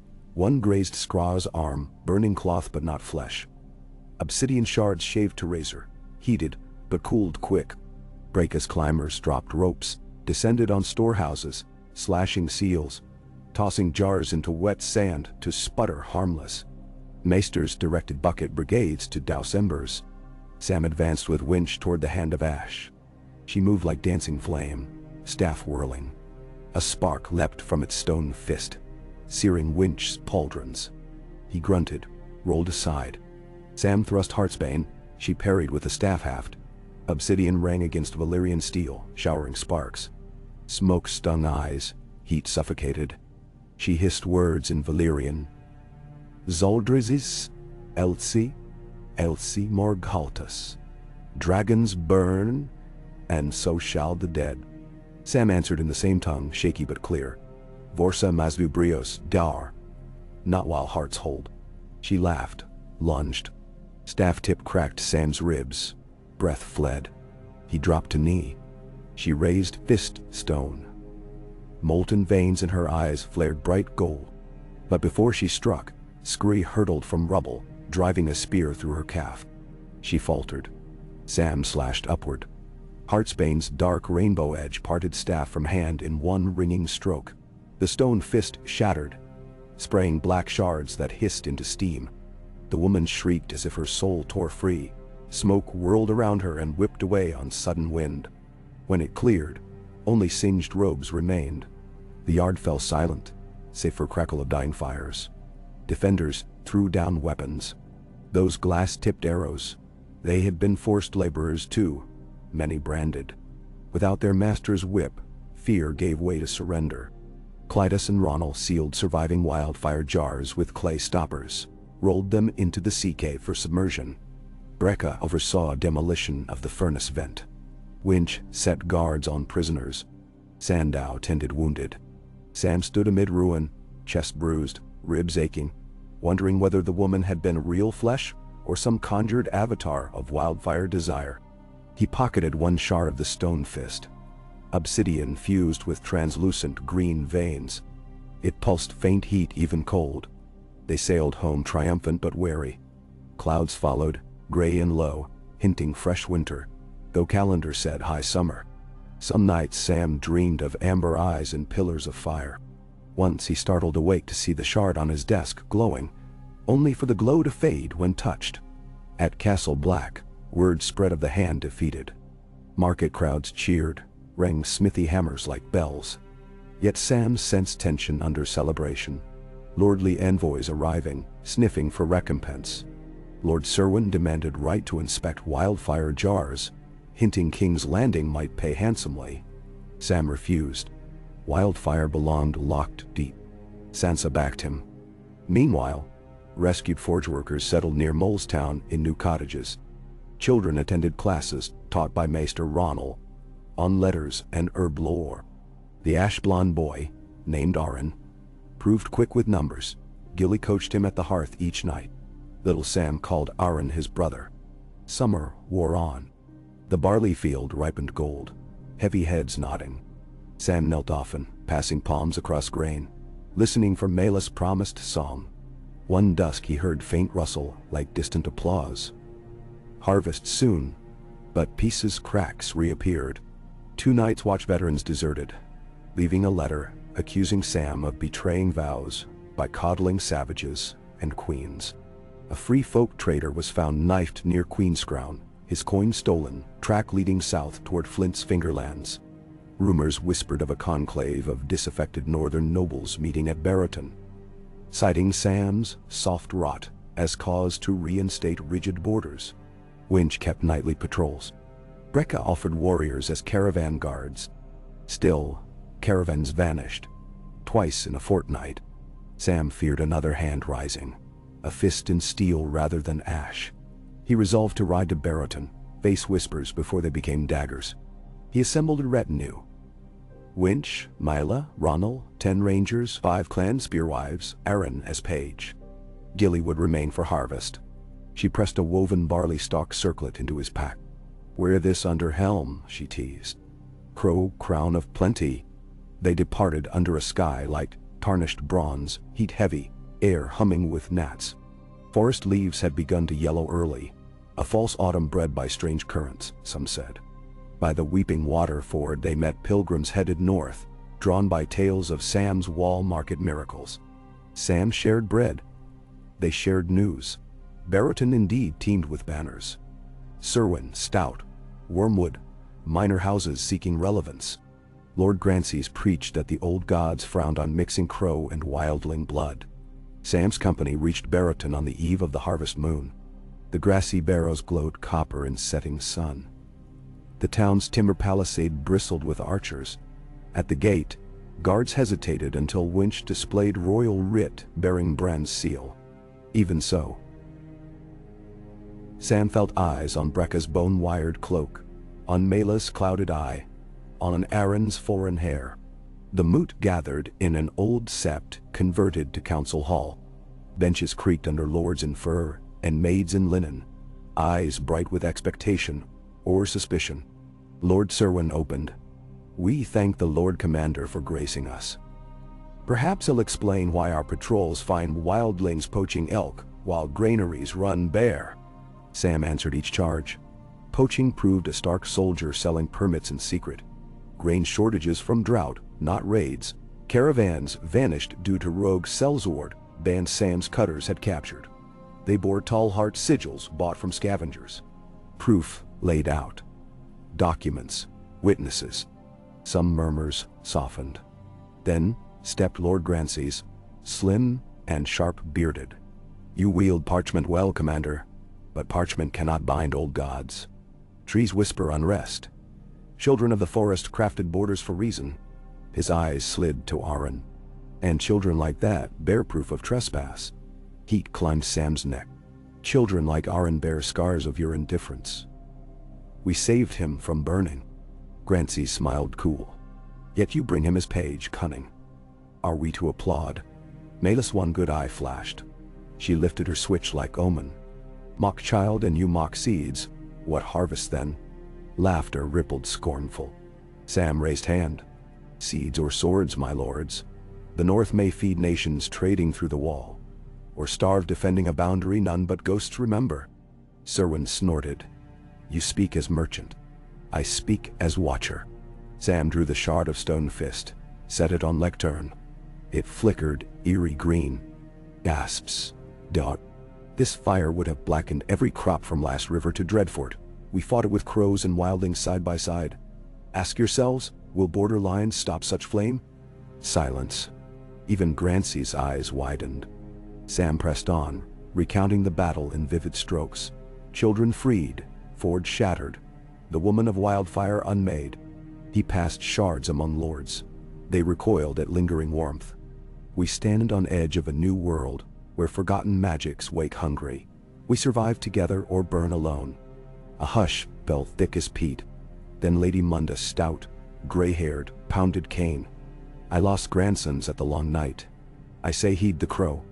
She spat at Grancy's feet. Fussy fears make poor blankets. One by one, others shifted. Some still scowled, but winds changed. By Moot's End, they signed the Barrowton Accord. Each house to send grain tithe north in exchange for obsidian trade. Patrols merged, hostages exchanged as pages. Serwyn's niece would study at Castle Black, Arryn fostered at Serwyn Keep. Grancy's abstained yet did not object. Sam lay that night in a straw guest bed, ribs aching from travel, heart thudding with cautious hope. He wrote Gilly. The harvest of hearts begins. Tomorrow we ride home. But before dawn, horns blared. Smoke rose from the barrows. Sam rushed to Palisade. Torches ringed mounded tombs, spectral shapes dancing. A sigil burned atop the highest mound. The closed iron fist, painted in green flame. Figures fled into dark. Winch cursed. They followed us.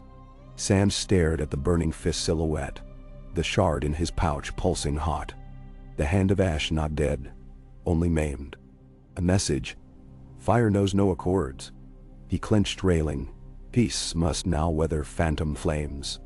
Back at Castle Black, barley harvest overflowed granaries, golden waves under torchlight. Yet Sam's gaze snapped to sky each dusk, seeking unnatural glows.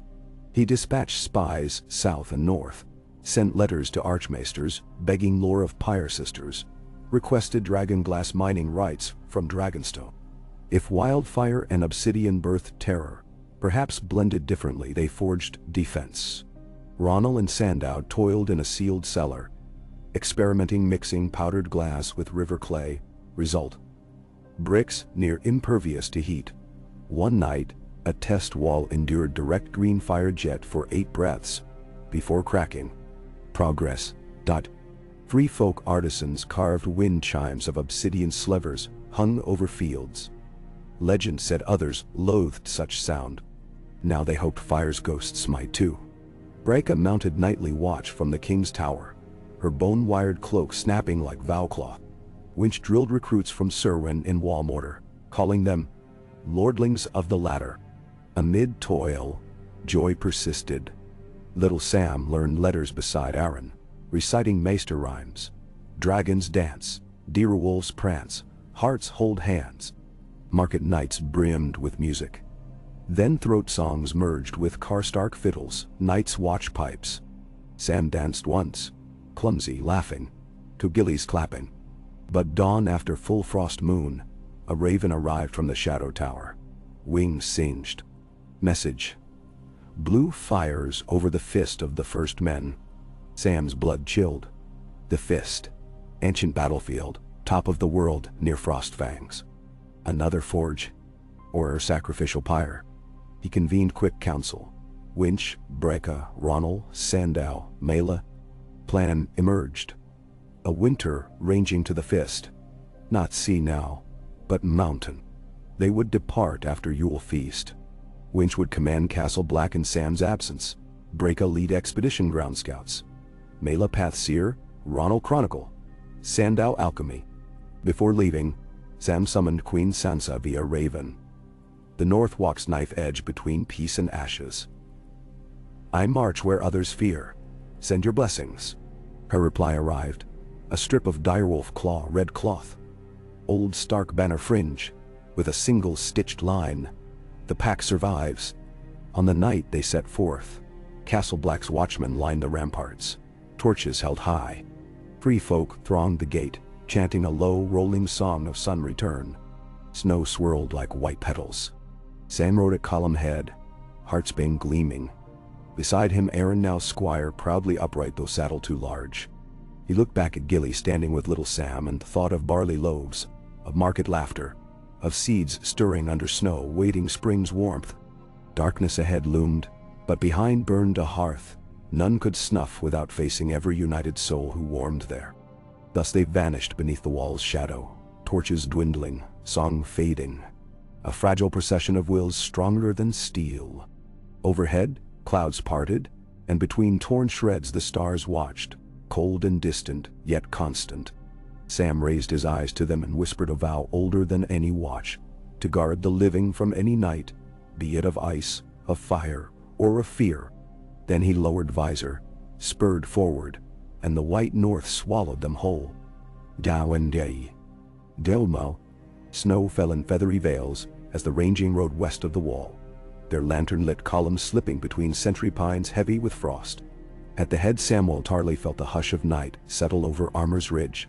The world seemed to pause, listening to the crunch of hooves and the faint jingle of bridles.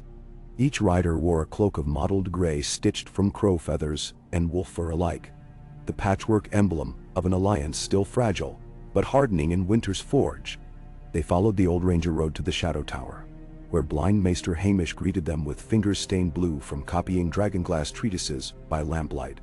He pressed a clay jar of spruce resin into Sam's hands, balm for cracked skin at high altitude, and warned of thunderheads birthing avalanche ghosts in the frostfangs. Sam thanked him, studied the sky, and quickened the pace. Delays risked the Fist's Ridge icing solid long before they reached its base. The column numbered 43.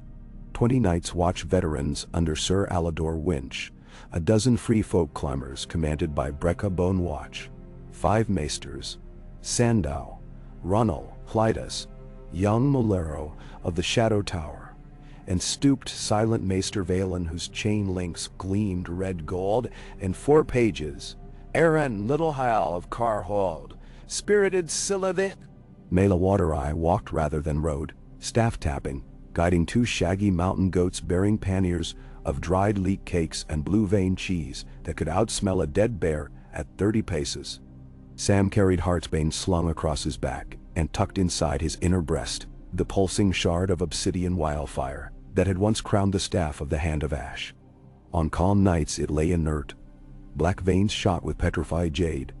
On the road's 3rd night it warmed against his heart, a subtle throb like a heartbeat not his own.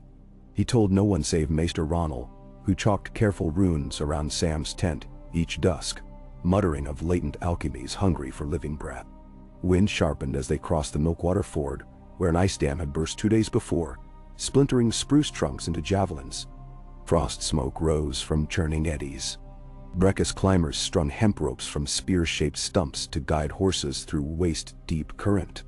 Sam waited last, Heartsbane's scabbard knocking his knee. Water-soaked quilted breeches. Cold bit like shock of forged steel. He reminded himself peace was worth wet bones. On the far shore, Winch tallied numbers. No loss, 3 mounts lamed. They pressed until moonrise, then camped beneath a dolmen of black basalt stones older than any kingdom. Fire pits were shielded by waist-high snowbanks. Sparks rose in spirals, vanishing into star-speckled vault. Stonefoot Eric told a story of the Night's King's daughter dancing on such dolmens, wearing a crown of frozen tears. Scylla rolled eyes, proclaiming stones don't give birth to kings. Laughter whirled, quick and uneasy. Later Sam sat apart, quill-scratching parchment by fox-fat candle. He charted distance traveled, wind direction, the constellation of the knife, balanced over the horned moon. Aaron crept close, offering a cup of pine needle tea. The boy's cheeks reddened by wind made his eyes startlingly blue. His small fingers trembled holding the tin. Dreamed of green fire again, Aaron whispered. Can't smell the smoke in dream, but I wake with it in my mouth. Sam closed the ledger. Dream smoke fades fastest if you speak of other things. Tell me which of the goats had butted the oat sack at dusk. Aaron managed a thin smile, recounted goat mischief, until eyelids drooped. Sam guided him to Bedrol. When he returned to the fire, the shard pulsed warmer. Perhaps it fed on nightmares. He wrapped it in 3 layers of waxed cloth. They gained the foothills 2 days later. Peaks clawed at a bruised sky. Avalanche runnels striped flanks like pale scars. A half-buried ranger cairn marked the path. 7 rusted blades thrust into a pile of stones. Offerings to ghosts of the first ranging. Winch halted. "My brothers fell here," he said, touching one bent pommel. "Hold fast to memory, loose not the mission." No one spoke. They added fresh stones, then marched on. By dusk they entered the Frostfangs proper, zigzagging goat tracks hugging cliffs. Wyverns, stone icicles shaped by wind, jutted above their heads. In gully snow lay thigh-deep. Brecca's climbers packed steps, hammered pitons. Mela walked blindfolded, trusting bare souls, claiming the mountains sang ways to her through bone. The third morning in mountains dawned, luminous pearl. Their breath plumed rainbow in sunshafts. They rounded a spur and beheld the fist of the first men. A colossal mesa of black stone rearing from snowy valley floor. Its crown a jagged rampart shaped by ancient hands. Wisps of blue-white flame flickered around its crest, seen even beneath daylight, trembling like candle ghosts. Sam's goot tightened. He drew the column into a sheltering copse, half a mile out. Ronald studied the flame through bronze spyglass. Not illusion, chemical burn, azurite dust or demon's copper perhaps, but the hue is unnatural. Clytus wheezed in agreement. The old tales spoke of corpse blue candles used by sorcerers of Valyria to commune across oceans. "Those burned cold. These burn hot, I fear." Brecca scowled. "Hot flame licks flesh the same no matter its color. We climb with dusk." She picked 6 climbers. Winch added 8 rangers. Sam insisted on joining the ascent. Winch argued. Lost. Unity demanded shared risk.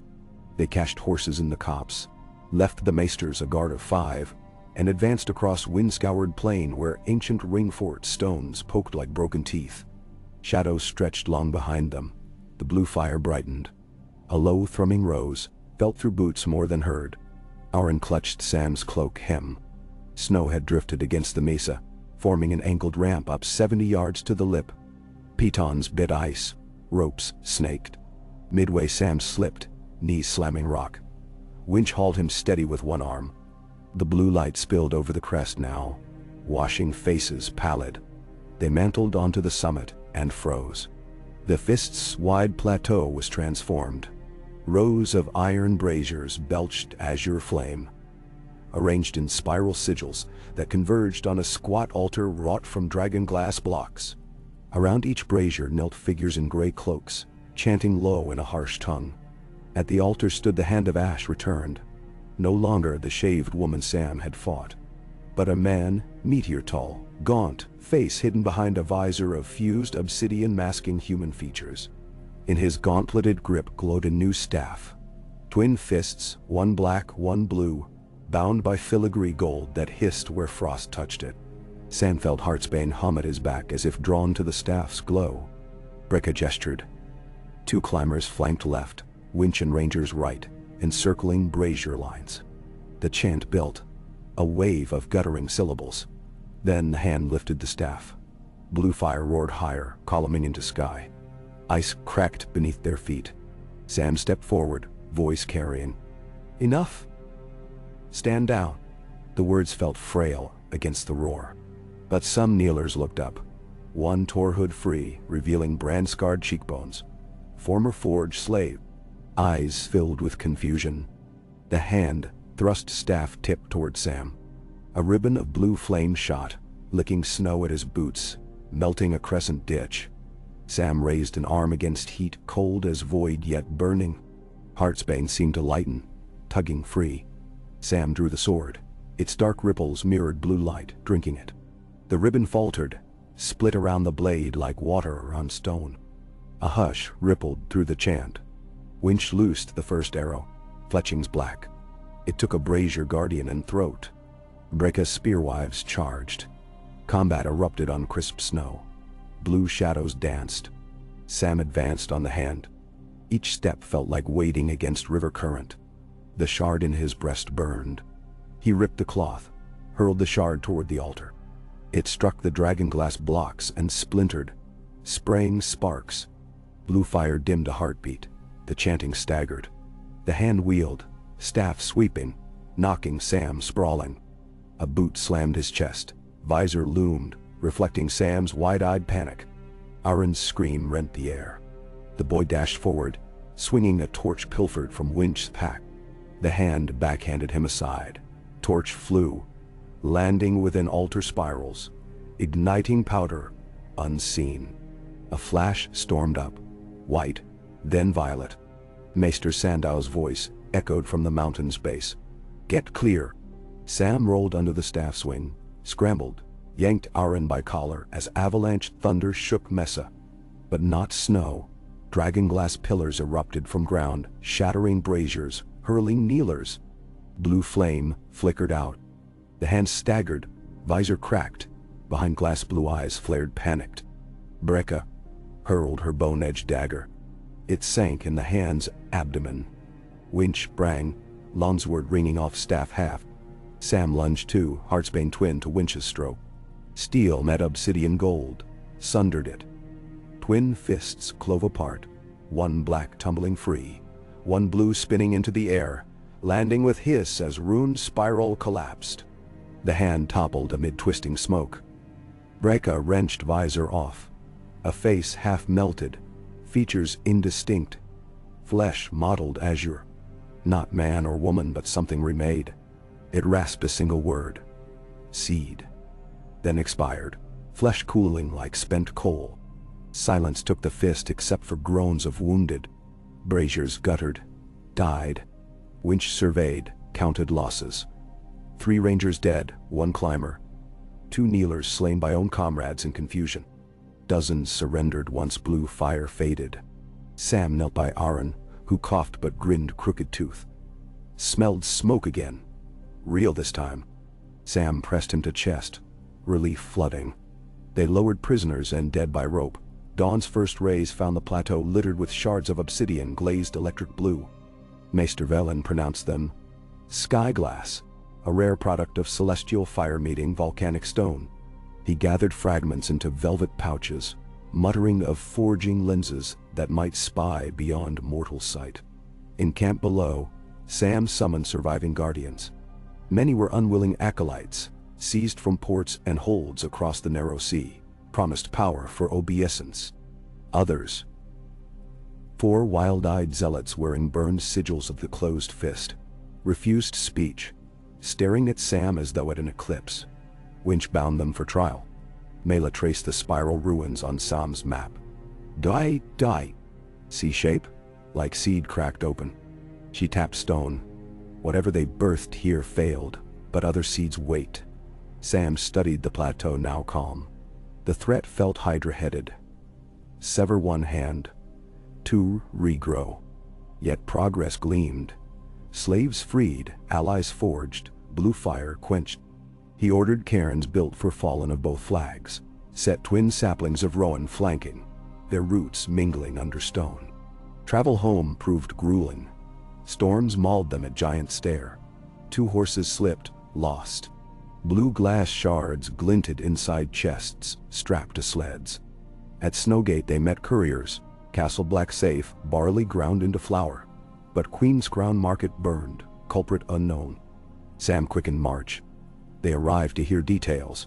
Attackers left sigil of the closed fist, branded on charred stall door. Goods torched, no lives lost, message clear. Sam convened immediate council. Threat no longer hushed sabotage. It waged terror.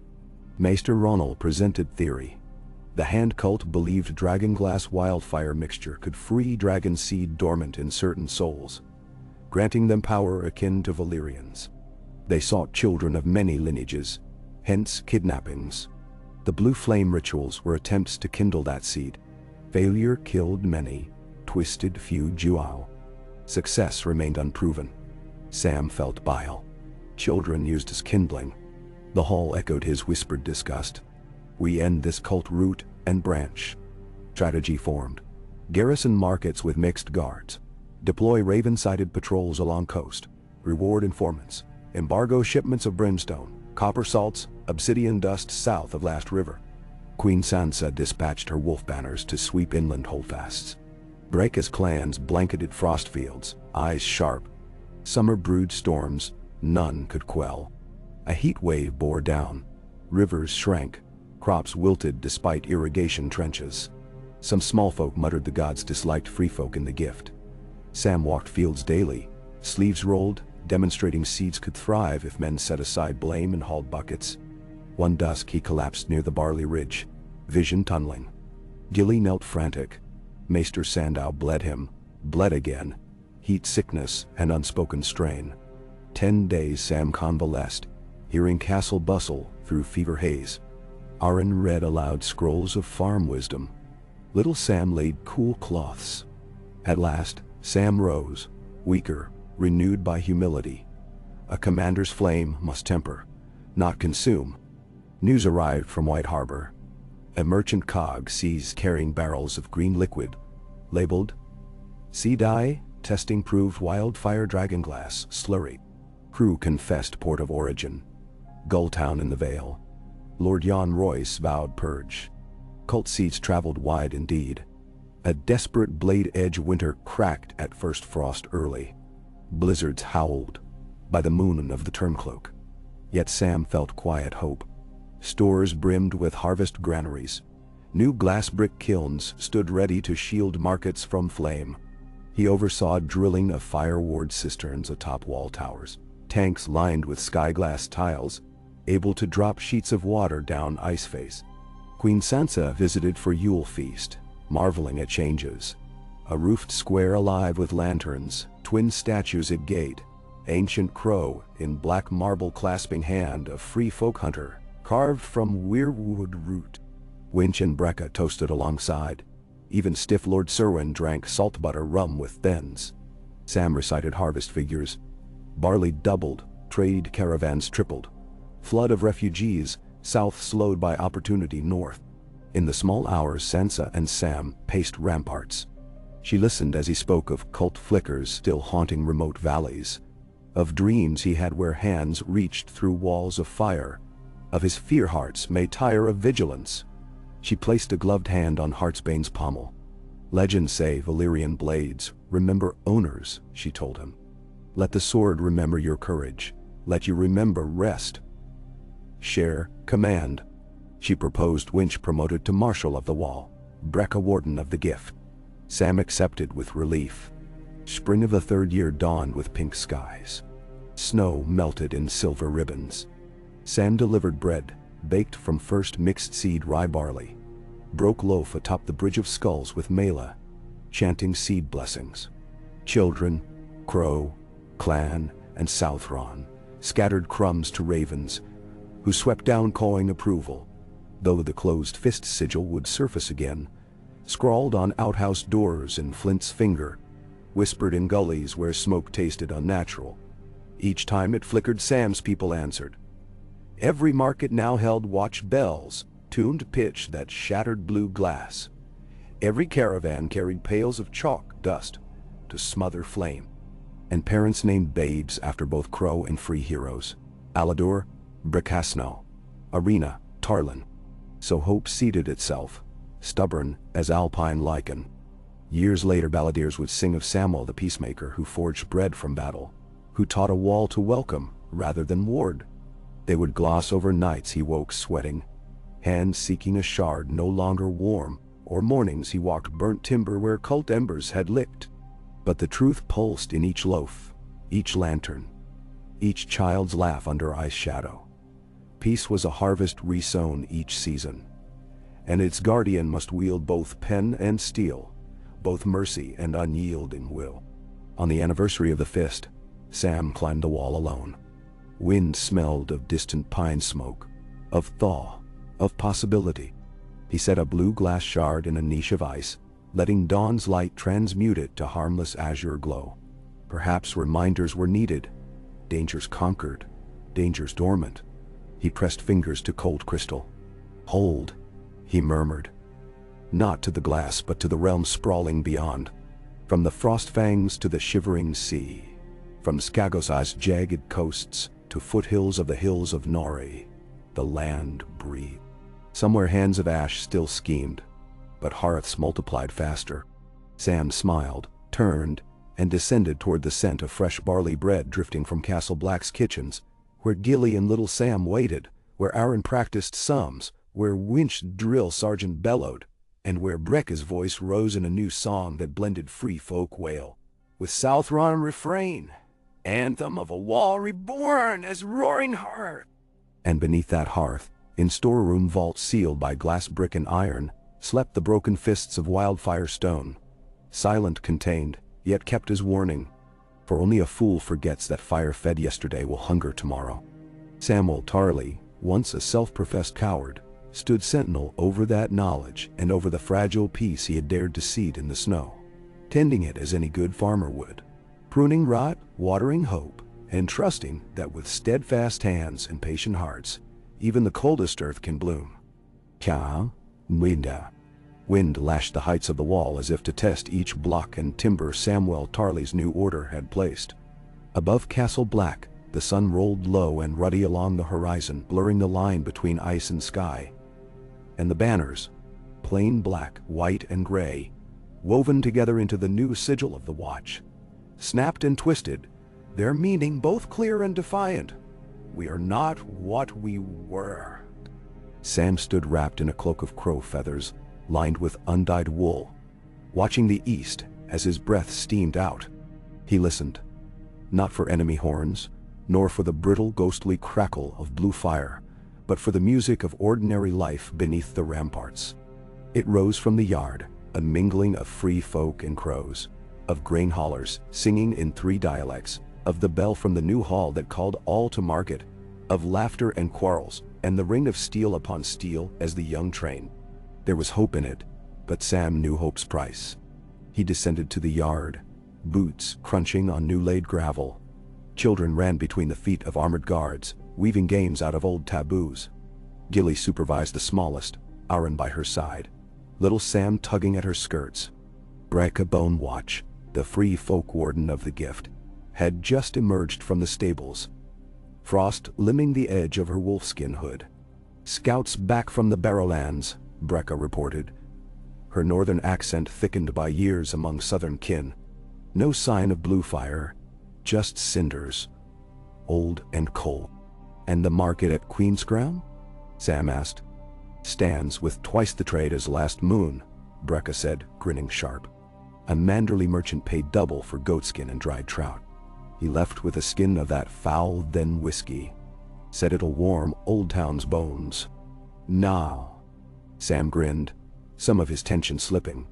We'll need that coin for next year's seed. Have Winch's men reinforce the southern ferry crossing. The white knife's flooding and I want to be ready. She nodded, then looked past him. The old gods send signs in the rivers, but your friends in Old Town say you've made your own luck. A bark of laughter caught Sam's ear. Alador Winch, now Marshal of the Wall, strode into view, his battered armor repainted with the new colors and a clasp at his shoulder of the twin towers. He carried a sack slung across his back and 3 letters in his gauntleted hand. Ravens from Gulltown, Hardhome, and the Citadel, he announced. And a report from my western patrol. No sign of closed fists nor any green fire. Sam took the letters, his heart speeding at the familiar wax of the Citadel seal. The note within was brief. The Prince of Dragonstone will visit before harvest's end. He brings word of the new king and seeks alliance, not tribute. Sam frowned, passing the note to Winch, who read it, whistled, and passed it to Brecca. Royalty at the wall? Brecca snorted. Might want to muck out the stable. Winch shrugged. If the prince seeks peace, let him see our strength. Let him see children and fire both, living, not burning. Sam nodded. He broke the seals of the other 2. Gulltown's Lord Waxley asked for free passage for his grain ships in return for 30 barrels of lamp oil, while Hardhome's new chieftain, an exiled Ironborn woman named Kessa Pike, offered to trade whale oil and furs for northern bread.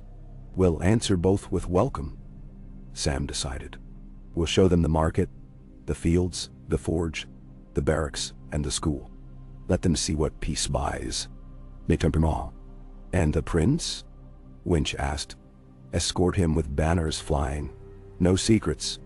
Brecca grinned, but her smile faded when she looked at Sam's face. You don't trust him. I trust the wind less than the wall, but the wall I keep in my charge, Sam answered. If a Targaryen means friendship, hell find it at my hearth. Preparations spread like wildfire. Crows scrubbing stones. Free folk laying fresh rushes, the new bell in the market square polished with bear grease. Brecca led drills on the southern causeway. Winch's rangers doubled the patrols between Molestown and the marshy bend, where blue fire had once burned. Sam, unable to sleep, roamed the corridors of Castle Black, stopping to listen at every door. He lingered longest at the school, where Arryn and little Sam read from a slate, the teacher, a former thief now Maester Ronald's apprentice, reciting lessons of harvests and kinship. The night before the prince's arrival, Sam dined in the old solar with Gilly and the children, Winch, Brecca, Ronald, and Mela Water-ID. Little Sam set a wooden crow atop a barley loaf. Should I say a prayer? The boy asked. Say two, Winch advised. One for the bread, one for the crows. Arryn giggled. Mela tapped her cup against the table. Pray for spring to hold longer than winter. Pray for sharp eyes. Sam broke bread and passed it round. To peace, holding like good mortar. Gilly squeezed his hand under the table. And to Sam, who built it with words as well as stone. The next day dawned bright and cold. Trumpets sounded down the King's Road. A column of banners, the Targaryen three-headed dragon in red and black, flanked by the blue and silver merman of House Valyrian. At its head rode Prince Aegon, called the Young Dragon, armored in bright steel, white cloak fluttering, and beside him, his hand, a woman in golden mail. Their retinue wore faces from every corner of the realm. Southern knights, northern lords, free folk chieftains, men of Bravos and Lys. Sam received them at the main gate, flanked by Winch and Brecca, with a company of watchmen and free folk in neat formation. The prince dismounted and strode forward, eyes blue and bright, hair silver gold and wind-blown. He clasped Sam's hand in a warrior's grip, surprising him with strength and warmth. Lord Commander Samwell Tarly, he said, voice ringing clear. I have heard stories of your wall, of peace kept with sword and plow, of fire conquered and hearths rebuilt. My father, King Daeron, sends his respect and a wish to see the wall a bridge, not a border. Then you are welcome here as guest, not just as prince, Sam replied, meeting his gaze. You will find no feasting, only honest bread and strong drink. The prince smiled. The wall has always been strongest when it is honest. They entered Castle Black. Sam led them through the market, past stalls run by free folk and crows alike, past the school and the new barracks where children played with toy swords and bows. The prince asked questions of all he met, and the hand, Lady Janessa, called the Golden, spoke to every free folk elder, asking of crops and kin, of roads and water and night raids. That night, a feast was held in the rebuilt Great Hall, fires roaring, music ringing. The prince rose to toast the watch, the gift, and the pact of peace. We come not to demand tribute, nor to levy tax, he proclaimed, his voice carrying above the clamor. We come to see what the realm can be if all are kin, not enemies. My father will pledge ships to patrol the shivering sea, and gold to build new bridges and forges. All we ask is that the wall remain what it is, the first shield of all the living. Sam raised his cup, and we shall keep it, not with blades alone, but with bread and song. Nay, Mund. In the days that followed, the prince toured every corner of the wall, climbing even to the highest ramparts, riding with Winch's rangers to the far watchposts, sitting in council with Brecca and the clan chiefs. He watched the sky-glass kilns where Ronald and the maesters forged new bricks, and he listened as Mela chanted over the barley fields, teaching southern lords that even in the north, life grows from patience. One night the prince asked Sam to walk the wall alone. They paced between the merlons, the ice glowing blue under the moon. Far below, the market's lanterns flickered like distant stars. "You have changed the realm, Samwell Tarly," the prince said softly.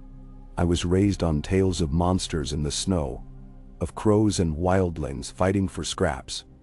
But you've made peace here, and given the realm a future beyond fear."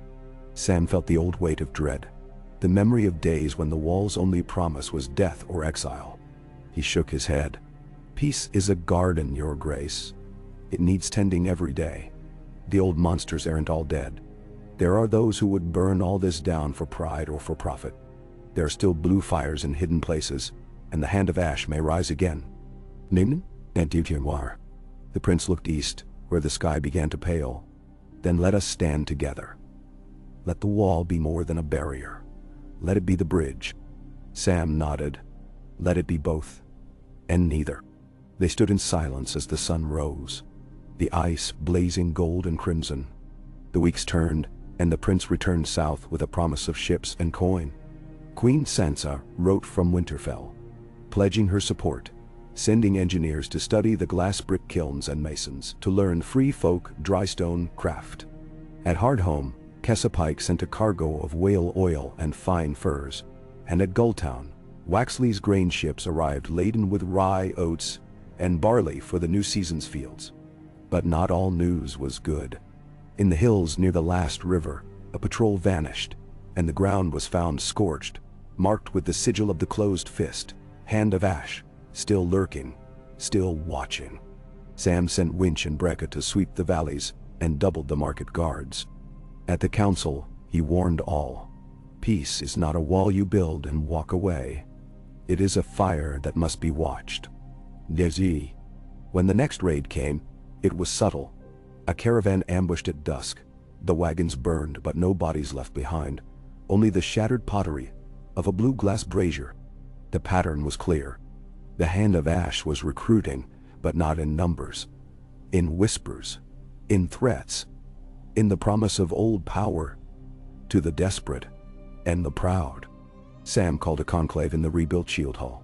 All the clans, the watch captains, free folk elders, and the maesters gathered under the new banners. Sam stood before them, Heartsbane at his side, and Gilly in the front row, Arryn and little Sam flanking her. "The hand of ash seeks to divide us," Sam said, voice steady. "He seeks to turn the gift to cinders, to convince you that your neighbor is your enemy, to make us fear our own peace.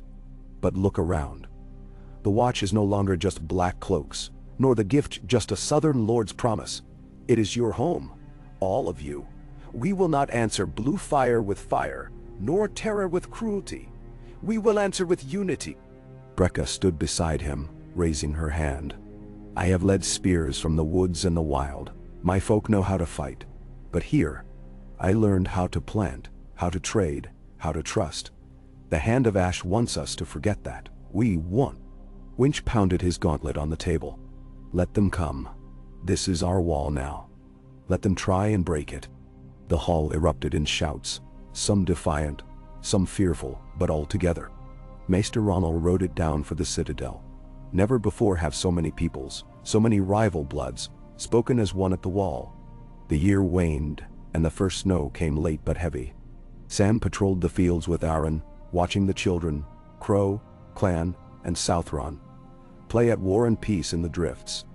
Gilly baked loaves for the Yule feast, spiced with dried berries and salt. In the market, Brecca traded root vegetables for silver coins stamped with the new king's face. Winch drilled the newest recruits in the use of sky-glass shields. Then, on the coldest night of midwinter, a message arrived by Raven. A piece of blue glass, wrapped in scorched cloth, and a single word: harvest. Sam understood. The hand of ash had learned patience. Their next move would not be a battle, but a seed, planted where watch was weak, trust thinnest. He summoned Gilly, Winch, Brecca, and Maester Ronald.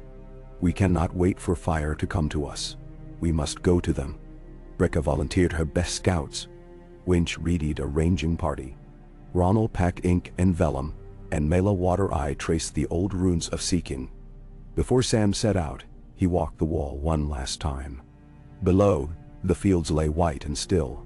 But in every house and hall a fire burned, kept by people who had learned, together, to see winter not as an enemy, but as the season when hearts must hold.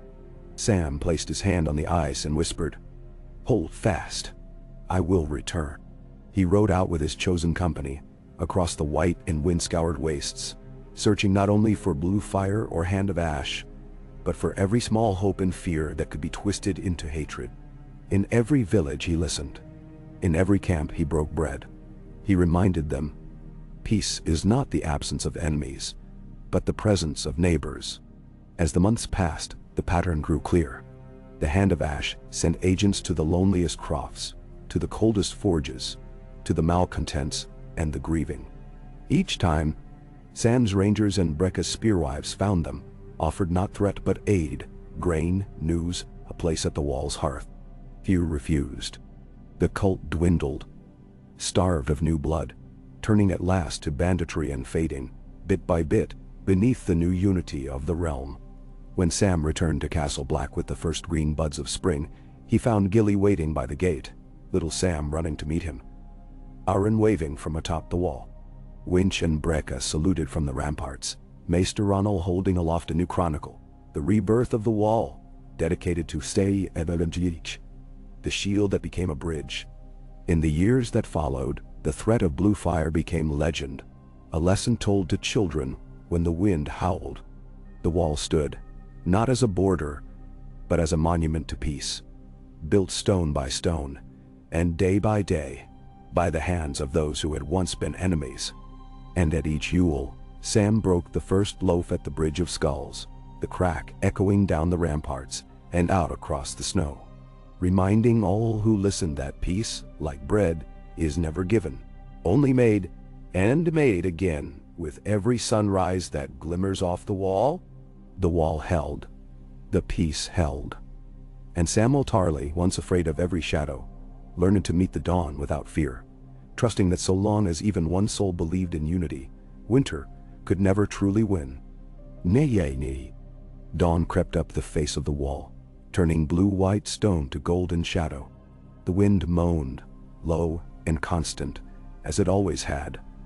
But there was no longer anything mournful in its tone. Castle Black was a living place, filled with the pulse of daily work, children's laughter, and the sullen but earnest ring of steel on steel as new recruits, free folk, southern exiles, children of the gift, trained together under Winch's eye. Above them all, Samwell Tarly, Lord Commander, sat at his desk in the solar beneath the rookery, reviewing ledgers, mapping patrol routes, reading fresh letters from White Harbor, Hardhome, and beyond. The skyglass windows cast colored patterns across the stone as the sun rose, patterns shifting with the seasons. Sam's mind wandered for a moment to how quickly everything had changed. Years ago, the wall was a tomb, a frozen boundary to a dying world. Now men came from every corner of the realm to learn, to build, to belong. Some came to escape old crimes, others to build something new. There was suspicion and trouble, always. But there was a stubborn hope here that Sam had not known could exist. The page Aron, taller now, voice just cracking, brought a tray of breakfast bread, honey, and salt. He had grown up in these corridors. There was no more fear in his eyes. "Lord Commander," Aron asked, "Lady Brecca's back. She brings 2 guests." He ducked out, eager to rejoin his lessons in the new hall. Sam finished his tea and hurried down. The stairwell was alive with the scrape of boots and the murmur of men and women in 3 languages. Outside the solar, Brecca Bonewatch waited, cloak damp with melting snow, a woman on either side, one clad in manderly blue, the other in patched wool and rough-spun linen. Both wore the skyglass badge Sam had ordered for all who traveled as envoys of the wall. "Lady Margaery from White Harbor," Brecca said, "and Kara of the Ice Rivers bearing news from the last river." Sam bowed slightly. "Welcome to Castle Black. What brings you north?" Lady Margaery's voice was steady. "The snowmelt is late, but the wheat ships will come. Lord Manderly asks if you have need of more stonemasons or carpenters." "No," Kara added, in careful common tongue. "We bring word of fire in the woods. Not blue fire, word in orange, Poachers from the hills, but no marks of the hand of Ash. We drove them south. But the woods whisper. She hesitated, looking at Sam sidelong. Some say there are faces in the snow, and they watch the new wall. Not friends, not foes, old things, waiting. Sam listened, making notes on a scrap of parchment, already thinking of how Winch would order the patrols. Thank you, Kara. Lady Margaery, yes, will need more masons. We're expanding the south-facing wall, building new grain silos, and fixing the road to the Bridge of Skulls. We can pay in grain and smoked fish. Namnatin. Brecca grunted approval. The free folk are gathering at Queenscrown this week. The rivers rise. The clans trade stories and pelts. There's peace, but it's restless, hungry. Sam smiled. Then we must feed it. He dispatched Aaron to fetch Maester Ronald, and sent word to Winch to double the next patrol. He asked Lady Margaery to stay and share a meal with the new masons, and invited Kara to walk with him along the wall, to see for herself how the new world was being shaped. As they walked, Kara told tales of wolf packs moving in strange patterns, of great owls seen in daylight, of a cave in the western Frostfangs, where the ice glowed faintly blue, not with fire but with memory. Sam listened to it all, promising to send a ranging to investigate. In these times, no story was ignored, no matter how strange. The wall's greatest danger, he'd learned, was not monsters, but pride, thinking any warning could be dismissed. Back at the yard, Sam found Winch instructing a dozen boys and girls in spear drill. The older man saluted Sam, sweat streaking his brow. Lord Commander. The new batch learns quickly. Harder to break old habits in the Southrons than in the Free Folk, but we manage. Sam watched a moment. One boy faltered, jabbing too soon. Winch only nodded, then showed him how to set his stance.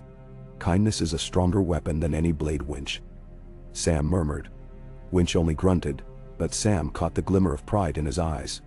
Afterward, Sam led Gilly, little Sam, Aaron, Brecca, and Ronald to supper in the new feasting hall. Trestle tables were full of people from every reach of the north and beyond. Clansfolk from the woods, Ironborn from Hardhome, daughters of fishermen and sons of lords. The fire blazed bright, and the meal was rich with barley stew, smoked salmon, and honeyed cakes. That night, Sam wrote long letters. One to Queen Sansa at Winterfell, detailing the latest patrols and treaties. Another to the Prince of Dragonstone, updating him on the peace and the work of the Skyglass Forges. A third, more personal, to Lady Margaery, inviting more southern engineers and asking for advice about the next planting.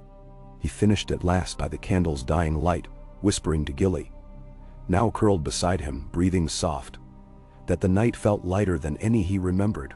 A moon passed. Then came the news. A merchant ship from Braavos, bound for Eastwatch with a hold full of grain, had vanished in the night, just off the coast near Skagos. The last signal was a blue glow seen upon the waves. Then nothing. Sam assembled a council. Winch, Brecca, Maester Ronald, Mela Watereye, and Lady Kara. The hand of Ash? Brecca asked. Her tone was wary, almost angry.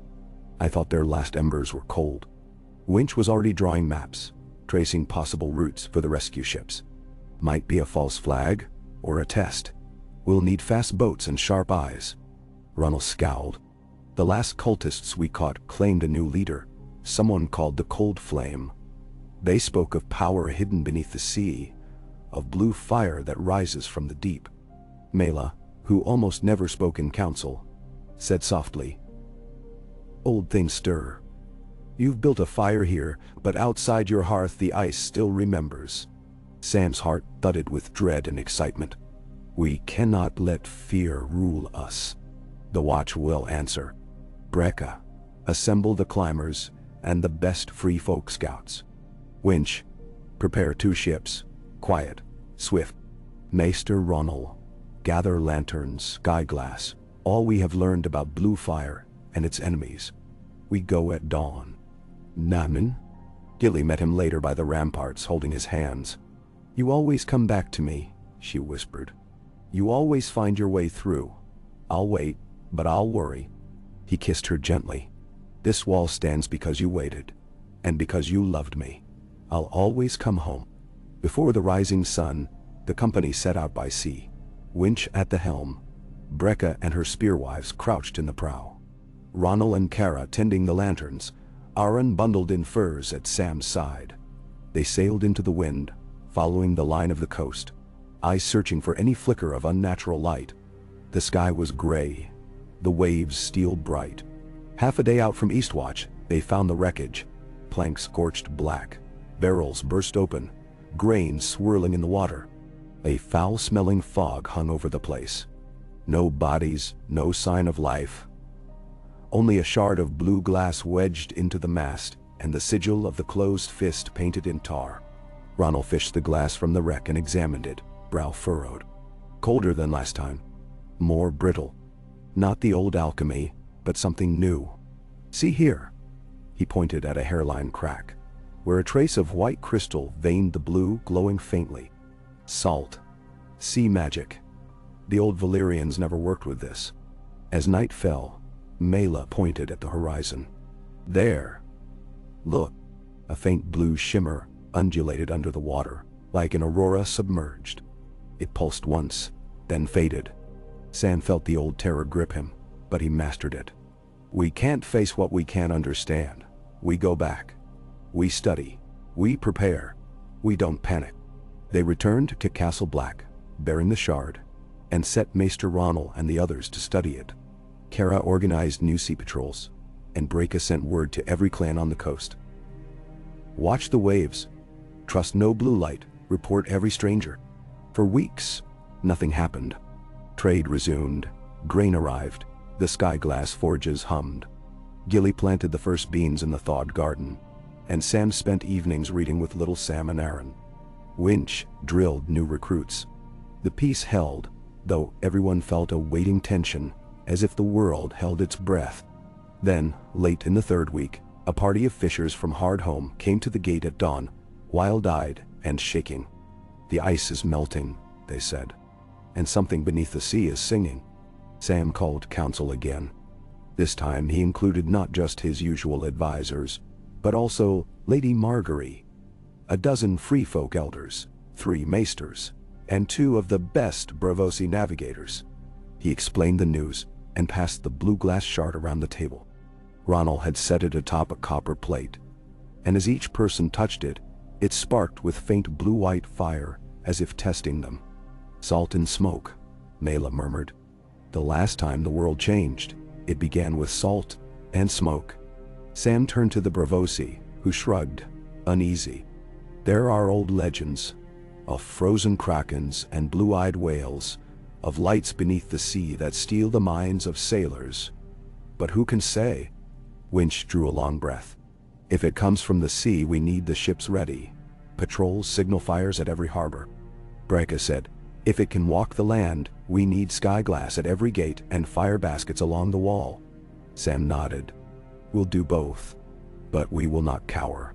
This wall has stood against things worse than cold and dark. If it comes for us, it will find us ready, not with fear, but with unity." Meh. The next days passed in hurried preparation. Gilly coordinated a network of runners between the coastal villages.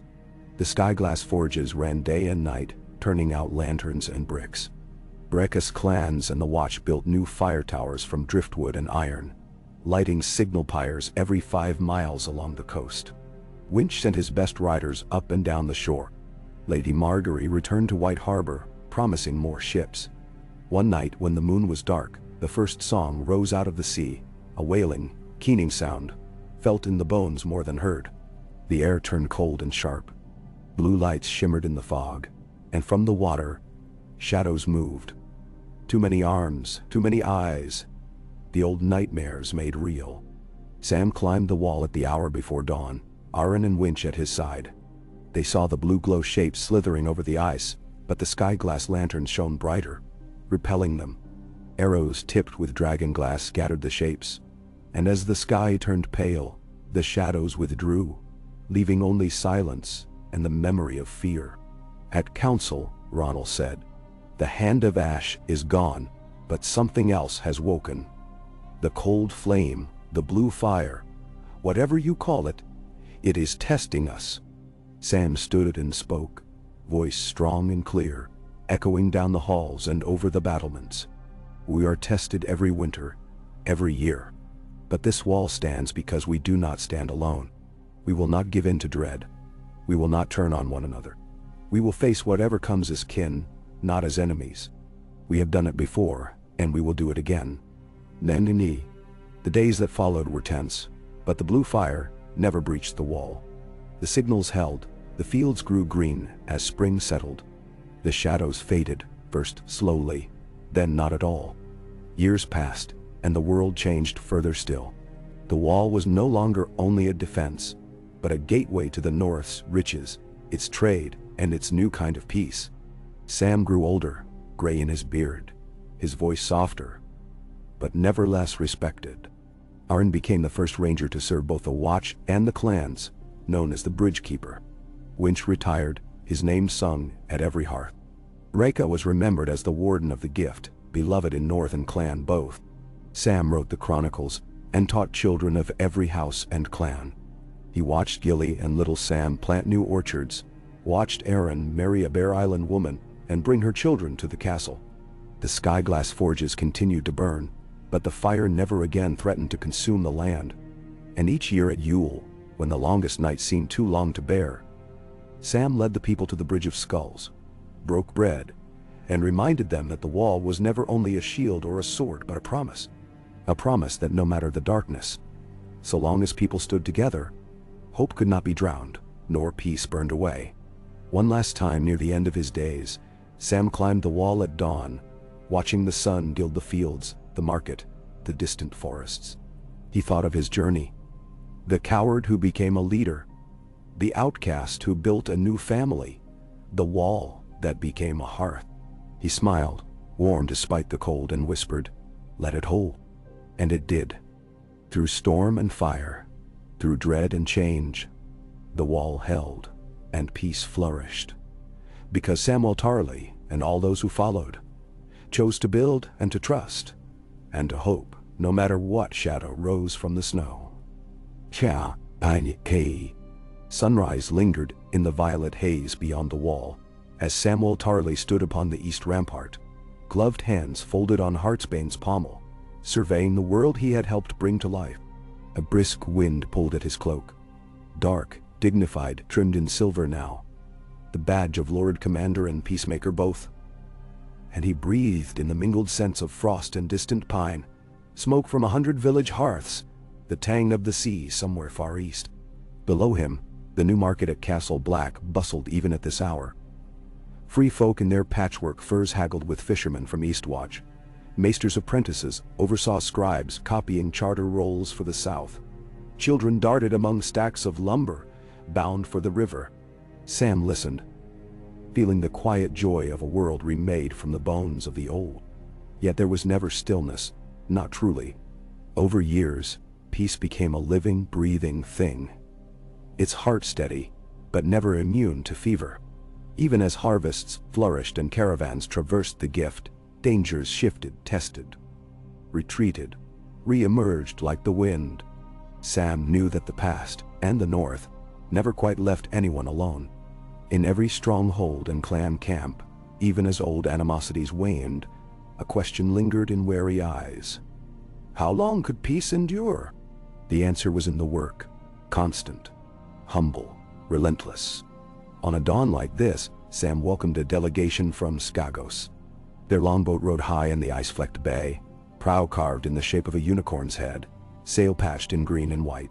At the prow stood their chieftain, dark-bearded, thick as a bear, eyes black as basalt, flanked by 3 women in stone seal cloaks.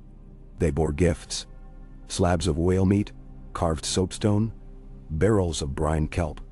But more than trade, they brought news.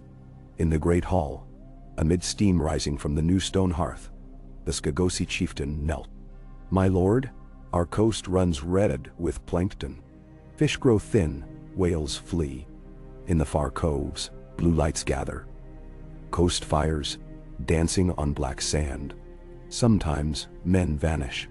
Sometimes their voices return on the wind, and none sleep easy. Nay, Winch, white-haired but as broad as ever, nodded. The blue fire is not dead, nor its makers. Breka, her face sharp as an axe, frowned. The old magic starve but do not die.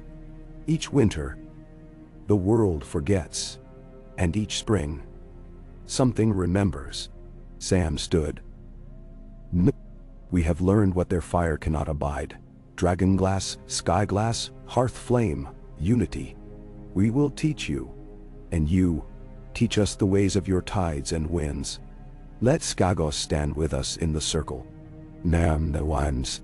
So it was that the Skagosi joined the packs of bread and ice, adding their wisdom to the watch. From that season, the sea patrols grew stronger, and blue lights vanished from Skagos shores.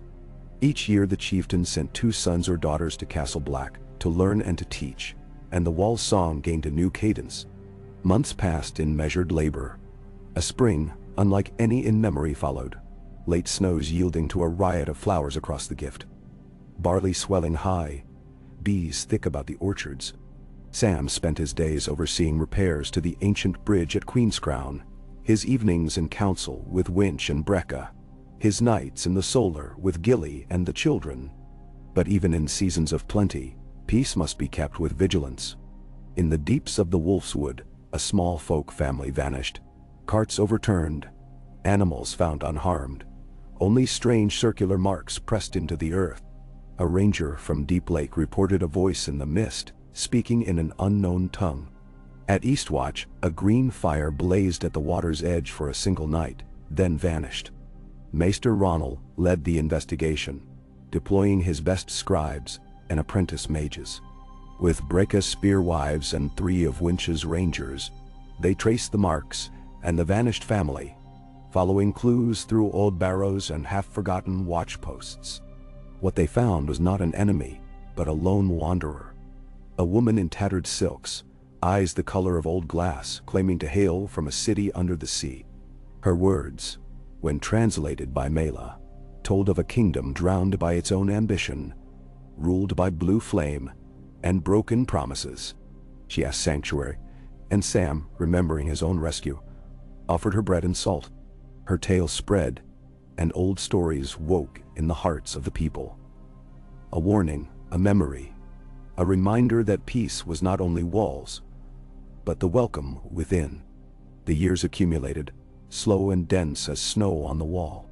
Little Sam, no longer little, became a scholar of trade, fluent in 4 tongues and keeper of the Skyglass ledgers. Aaron, grown to manhood, served as first ranger warden of the rivers, known across the gift for his boldness and fairness. Winch, finally stooped with age, retired to Old Town with a chest of gold and a collection of rare blades, leaving the wall in the hands of 2 sisters from the Nori Hills, his finest pupils. Gilly managed the castle's kitchens, gardens, and the new scriptorium with more command than any officer. As Sam's beard silvered, his fame spread.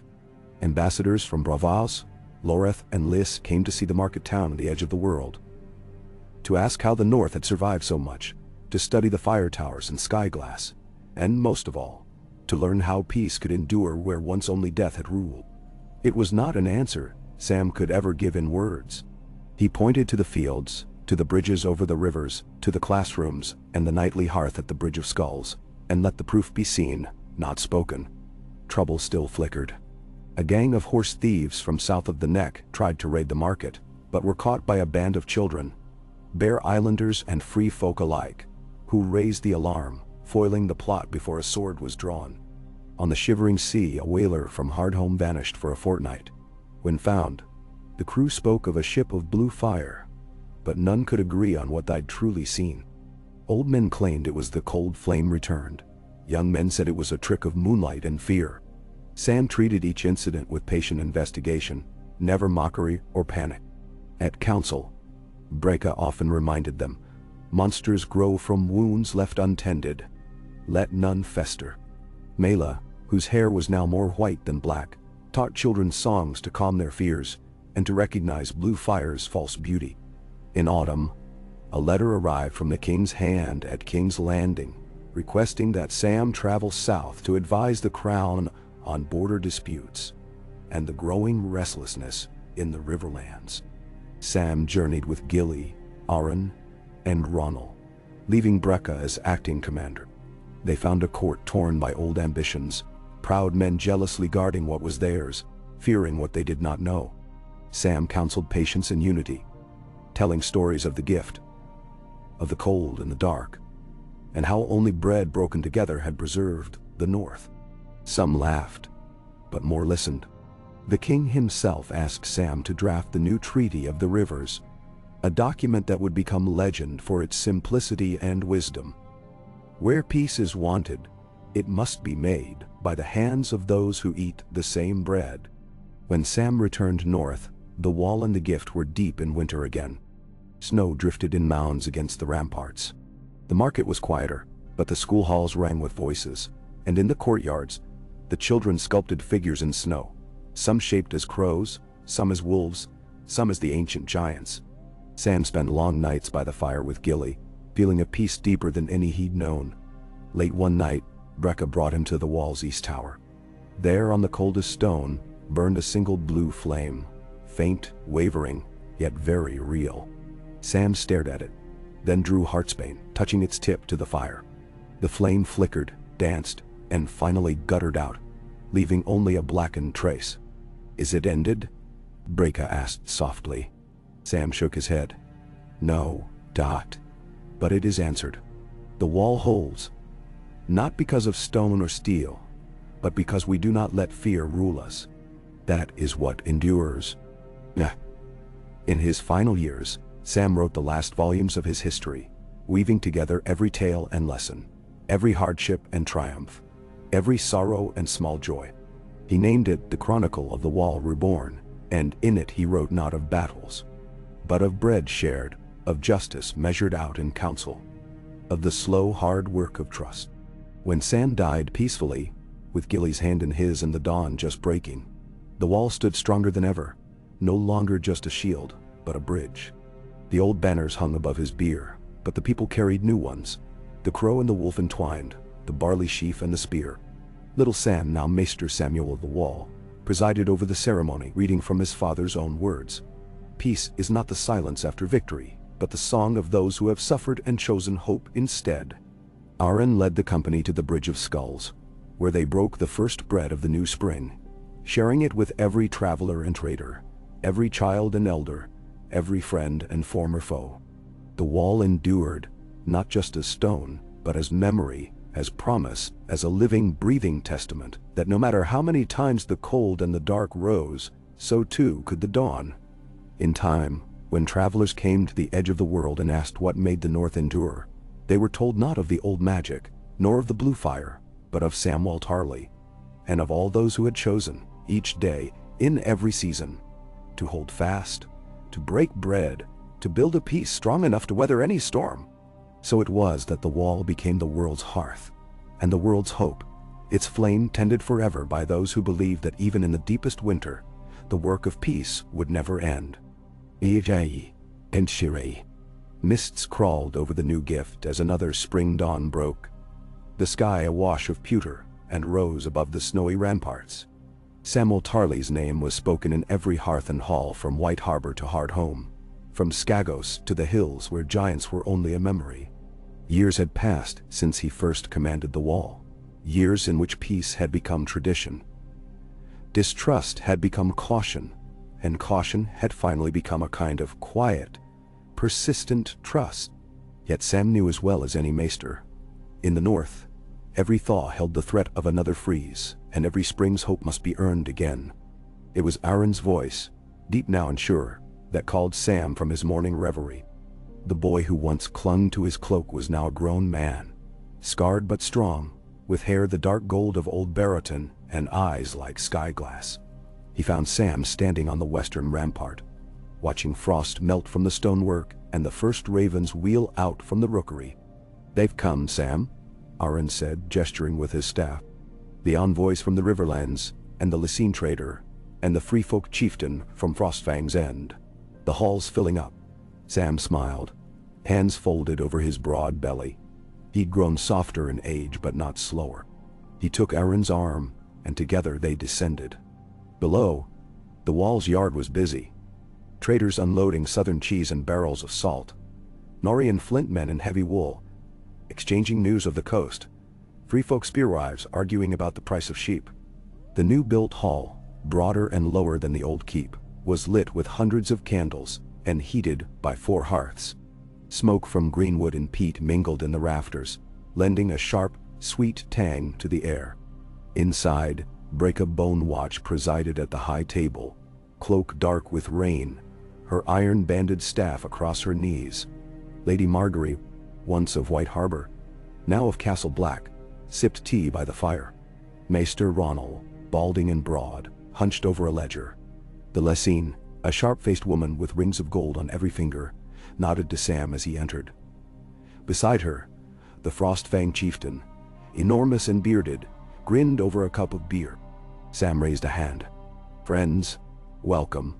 I hope the road was kind and the ale strong." Laughter rippled through the crowd.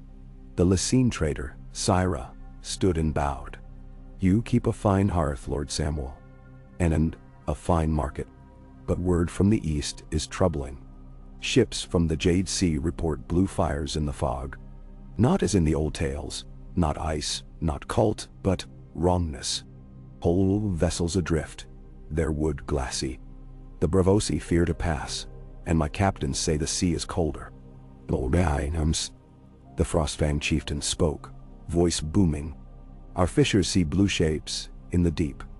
Sometimes at night the river freezes without warning. But when we set out sky-glass lanterns, the shapes fade. My folk do not fear, but they are wary. They want to know, does the wall still hold?" Breaka's smile was ferocious.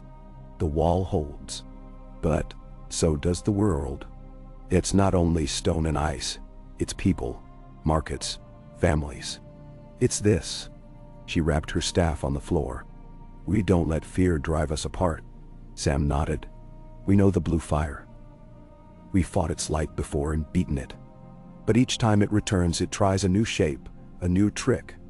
We don't answer with swords alone. We answer with knowledge, sky glass, dragon glass, old runes, new crafts, and most of all by keeping our packs. No one faces the cold alone." Lady Margaery said, "White Harbor stands with the wall. We've built beacon towers along the White Knife. The southern lords want trade. They've sent grain, wool, and..." She smiled slyly.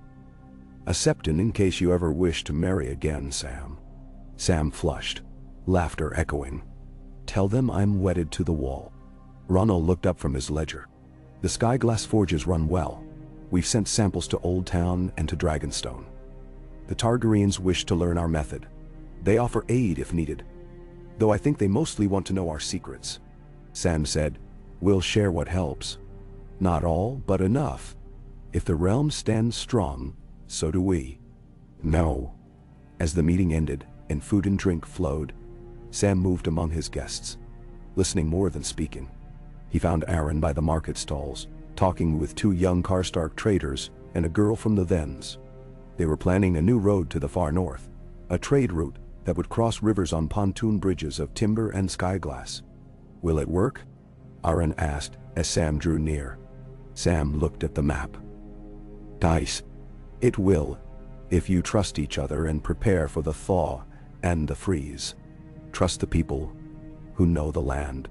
Let the free folk show you where the snow hides thin ice, and let the southerners build strong causeways.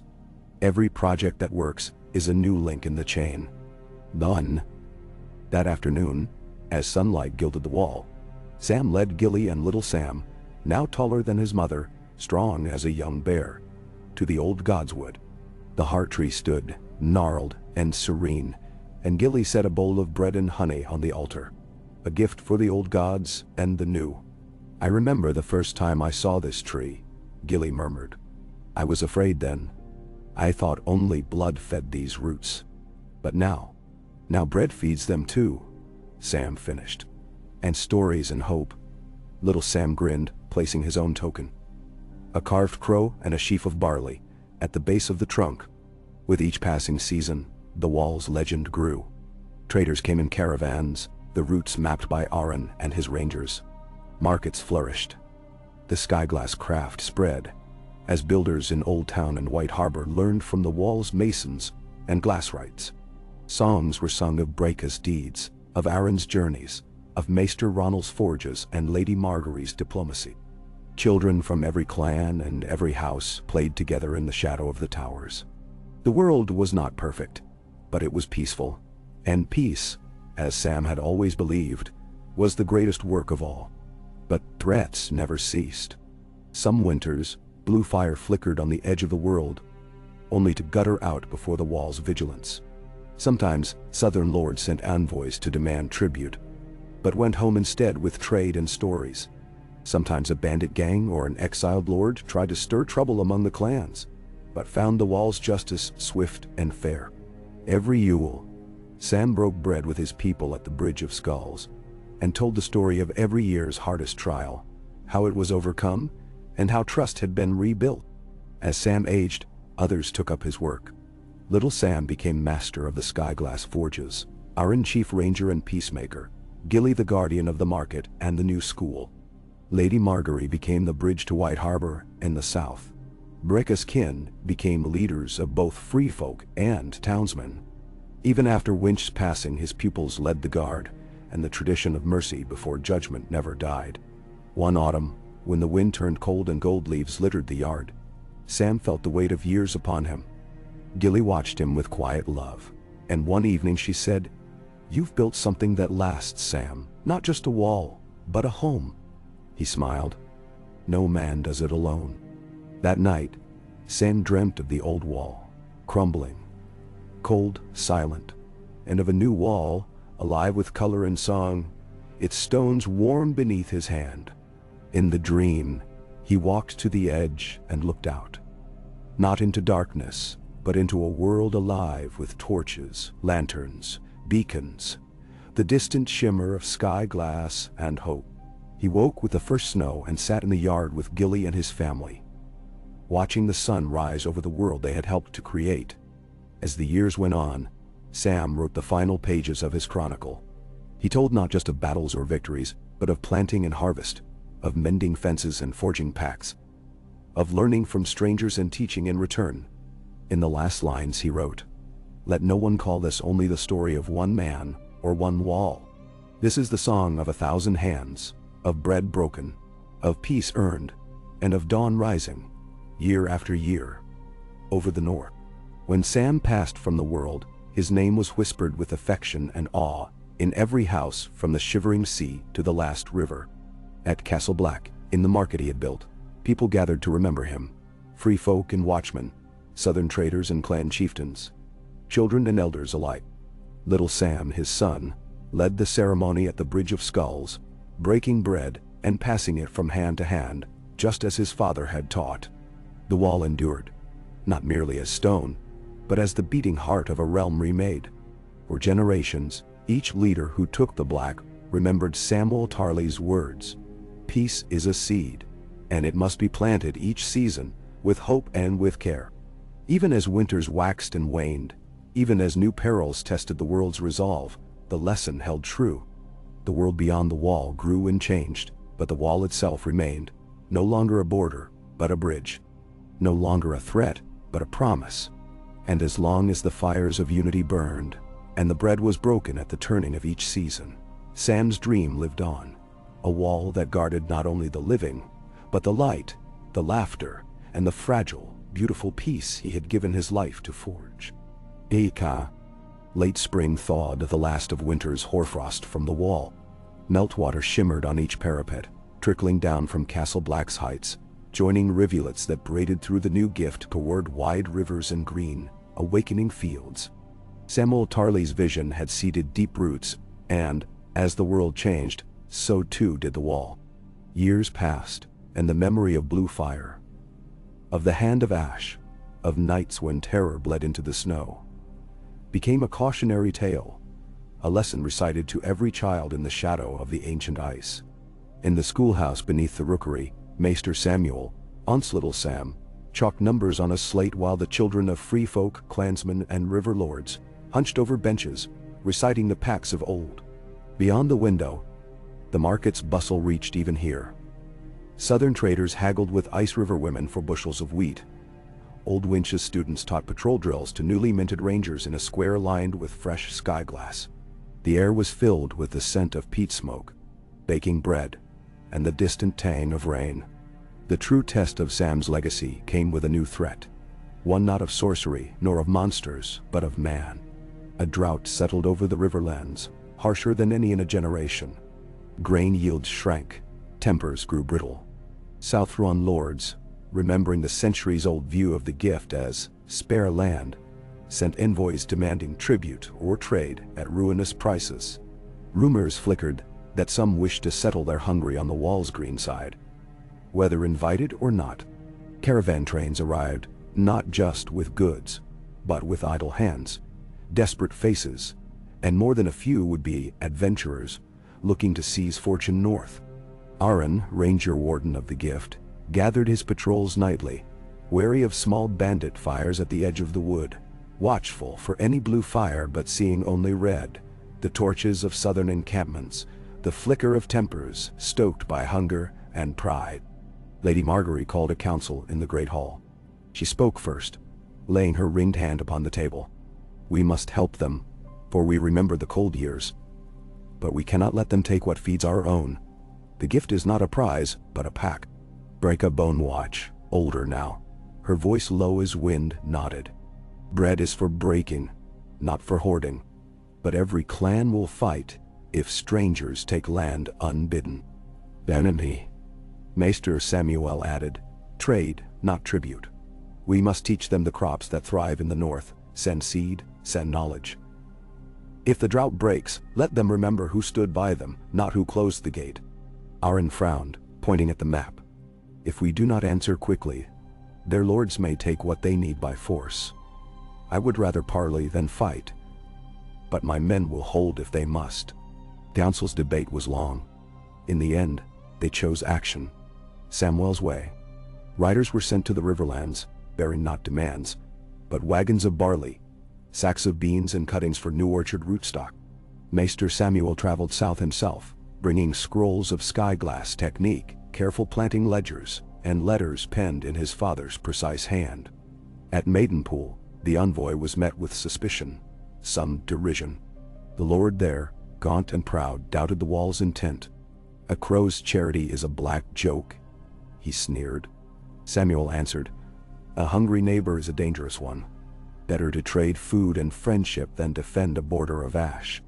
He spent weeks showing southern farmers how to coax yield from tired soil. He left behind not only food, but the beginnings of new trust. Other towns followed. By summer's end, the worst was eased. When harvest came at last, Riverland's barges returned north, loaded with lamp oil, iron and wool, not with soldiers or hungry squatters. A new treaty was signed, no lords setting land, but every house pledging to send excess harvest north and south in hard years, to teach what each learned, and to settle border disputes, not with sword, but with counsel. Through these trials, life at Castle Black hummed on. Aaron led a ranging as far east as Hardhome, returning with news of a thriving fishing fleet, and the marriage of a free folk woman to a Braavosi captain. Lady Margaery organized the first spring festival, a gathering of clans, watchmen, and market folk, with music, games, and a feast of salted fish, rye, and berries. At the festival's end, children scattered blue glass beads along the wall, as a symbol of vigilance and memory.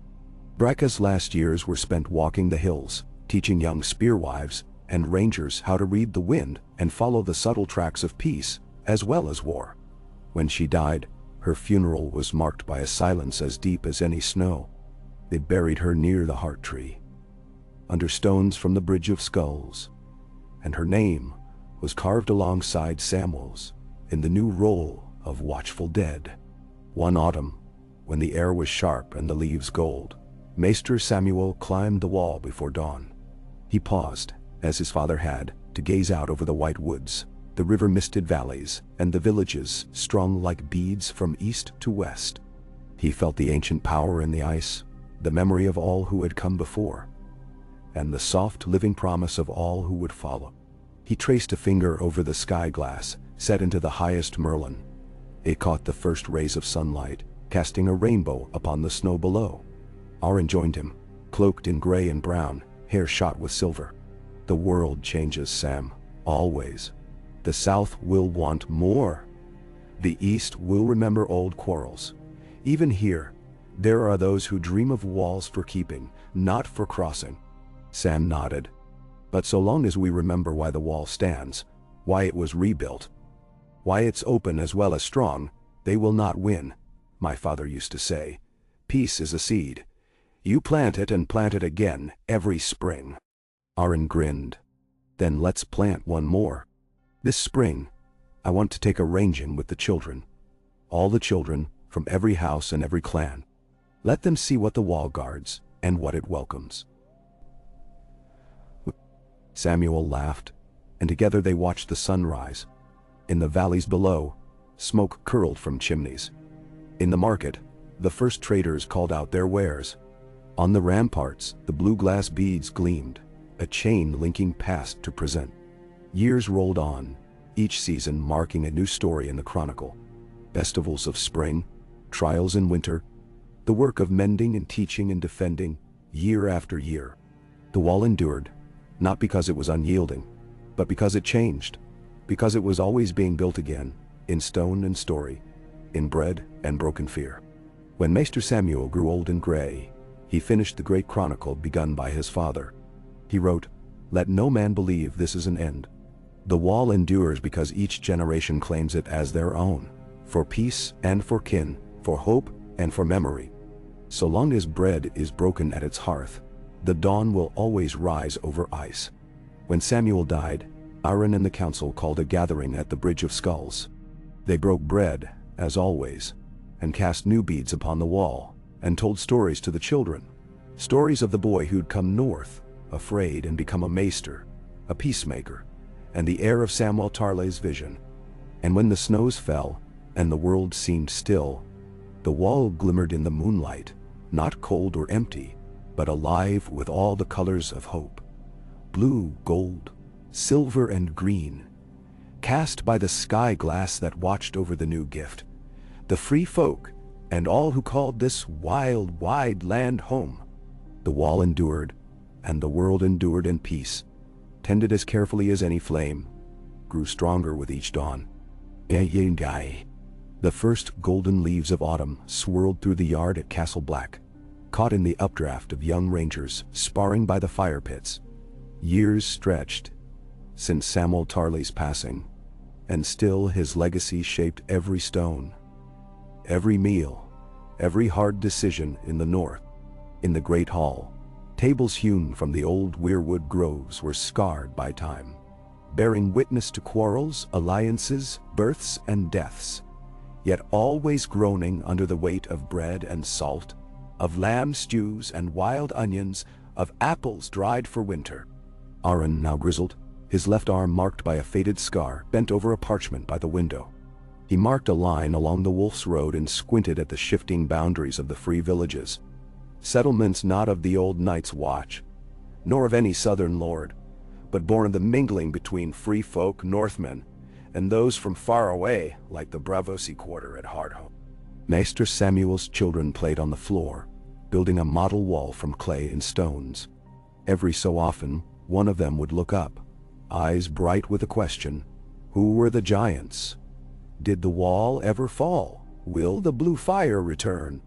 Aron always answered with patience, knowing their world depended on the wisdom passed down, and that peace was never just the absence of enemies, but the teaching of each new child to value the lives on the other side of the stone.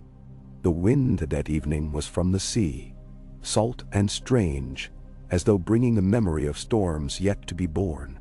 A raven arrived from Skagos, bearing a message sealed in blue wax.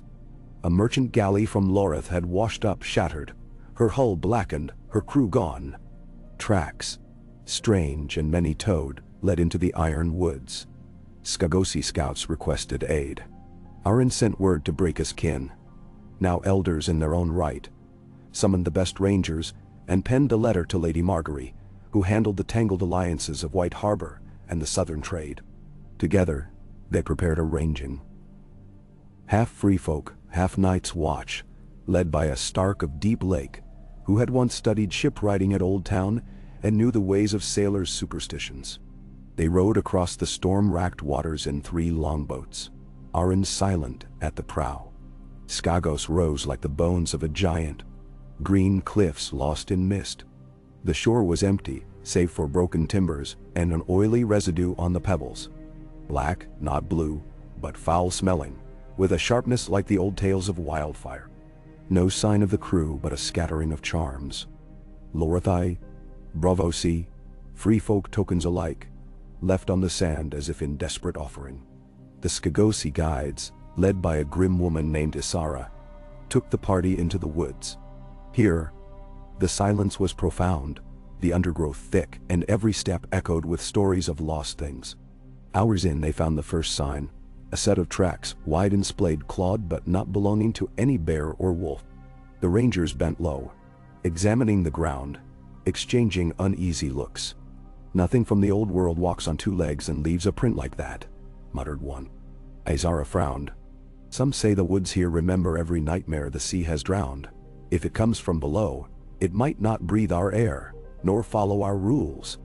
Aran considered the words, then led them deeper. As night fell, a faint, unnatural luminescence began to glow on the bark of dead pines and on old stones, like the reflection of a ghostly aurora. They set camp and set watches, but the night was restless. In the dark, something heavy moved, and always that scent of oil and salt. At dawn, they found the creature, dead, entangled in a snare set by free folk hands. It was neither fish nor man, its body scaled but with arms like a child's, claws like broken glass, eyes blind and blue. It reeked of the black oil and the cold of the deep. Isara muttered a prayer to the drowned gods, then cut a lock of its hair to burn. Aran ordered the corpse taken back, wrapped in sailcloth. For Maester Samuel's apprentices to study, "We cannot kill what we do not understand," he told the rangers. "The world beyond the wall is wider than any dream." Back at Castle Black, the finding caused both fear and fascination. Old women muttered that the world had always spawned monsters when peace grew too easy. Maester Samuel's best scholar, a woman from the Reach who'd married a ranger, dissected the corpse by lantern light. "No true man," she said at last, "but not all monster either. The black oil is not wildfire, nor the old blue flame. It's the blood of something ancient, perhaps the last of its kind." Word spread south in a matter of weeks. Soon, envoys from King's Landing, Old Town, and even Dorne arrived, demanding access, fearful of new perils, some even proposing to take the creature's remains for the Citadel's vaults. Lady Margaery refused, with the backing of every clan chieftain and the Watch. The Wall's duty is to guard all realms of men, not to surrender its knowledge or its dead to the highest bidder. A council was held, larger than any since Sam's day. Every banner from the north flew in the yard. In the great hall, Aran rose and spoke.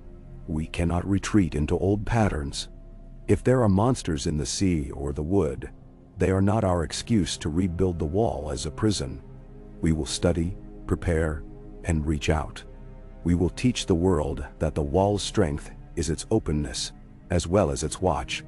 The debate was fierce, but the council agreed. Patrols along the coast, double. Maester Samuel's scholars, with help from southern alchemists and Skagosi wise women, began mapping all strange findings. Odd lights, dead fish, the shifting paths of whales, even the colors of moss that seemed to respond to the old blue fire. The first wildling beacon was built at Hardhome, a tower for warning, but also for sharing knowledge, lit with skyglass lanterns every night and open to all who wished to come. Seasons rolled on. The black oil receded from memory, a ghostly threat that never quite materialized again. Trade revived. The clans grew in both number and confidence. The children of Castle Black grew into leaders. One, Samuel's granddaughter, became the first southern-born woman to command a free folk spear host. Another, Isara's youngest, went to Old Town to study at the Citadel. Lady Margaery's festival became an annual rite, growing larger each year, drawing people from as far as the Vale and the Western Marches. At the festival's end, Stories were told of the old days, of Samuel, of Breka, of Gilly, of blue fire and peace. The children placed a bread loaf at the base of the heart tree and poured oil on the stones at the bridge of skulls. Each act a vow that whatever the world brought, they would face it together. The watch itself changed, as Samuel once dreamed. Less a garrison and more guild, its members as likely to be teachers, judges, and builders as warriors. The oath evolved, not to forsake love or land, but to hold the bridge for all who came in need. Some years a dozen new watchmen took the black. Others, only a handful. Each was sworn with their kin present, bread and salt passed by hand, the ceremony ending with a simple promise: to hold fast, through storm and thaw, in memory and in hope. As the elders passed, Aaron among them, buried beside Samuel under a cairn of sky glass and stone, their children, and their children's children, continued the work. Sometimes new threats came. Storms that tore down the beacons, snowfalls that buried villages, strange lights on the edge of the world. Sometimes peace was tested, as southern lords pressed old claims or new traders tried to cheat the markets. Yet always the answer was the same: counsel, not sword; bread, not blood; truth spoken and lessons learned. On the centennial of Samuel's first pact, a gathering was called at Castle Black. Every family in the north, every free folk clan, every watchpost and southern house with a claim to the gift sent at least one. The hall, rebuilt thrice, overflowed with banners and laughter and song.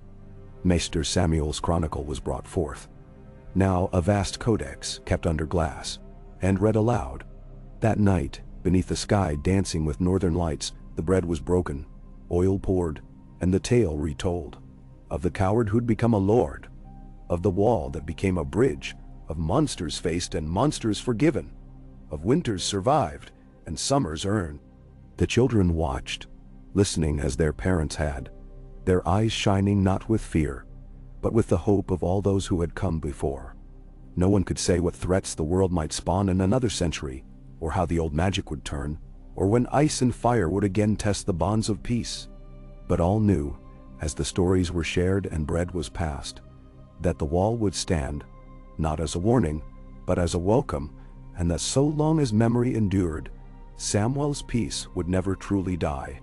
And the dawn that broke that morning was brighter than any in memory, the wall glimmering with skyglass and snow and hope, a testament not to might or fear, but to the unending ordinary heroism of men and women who chose again and again to keep faith with the living world.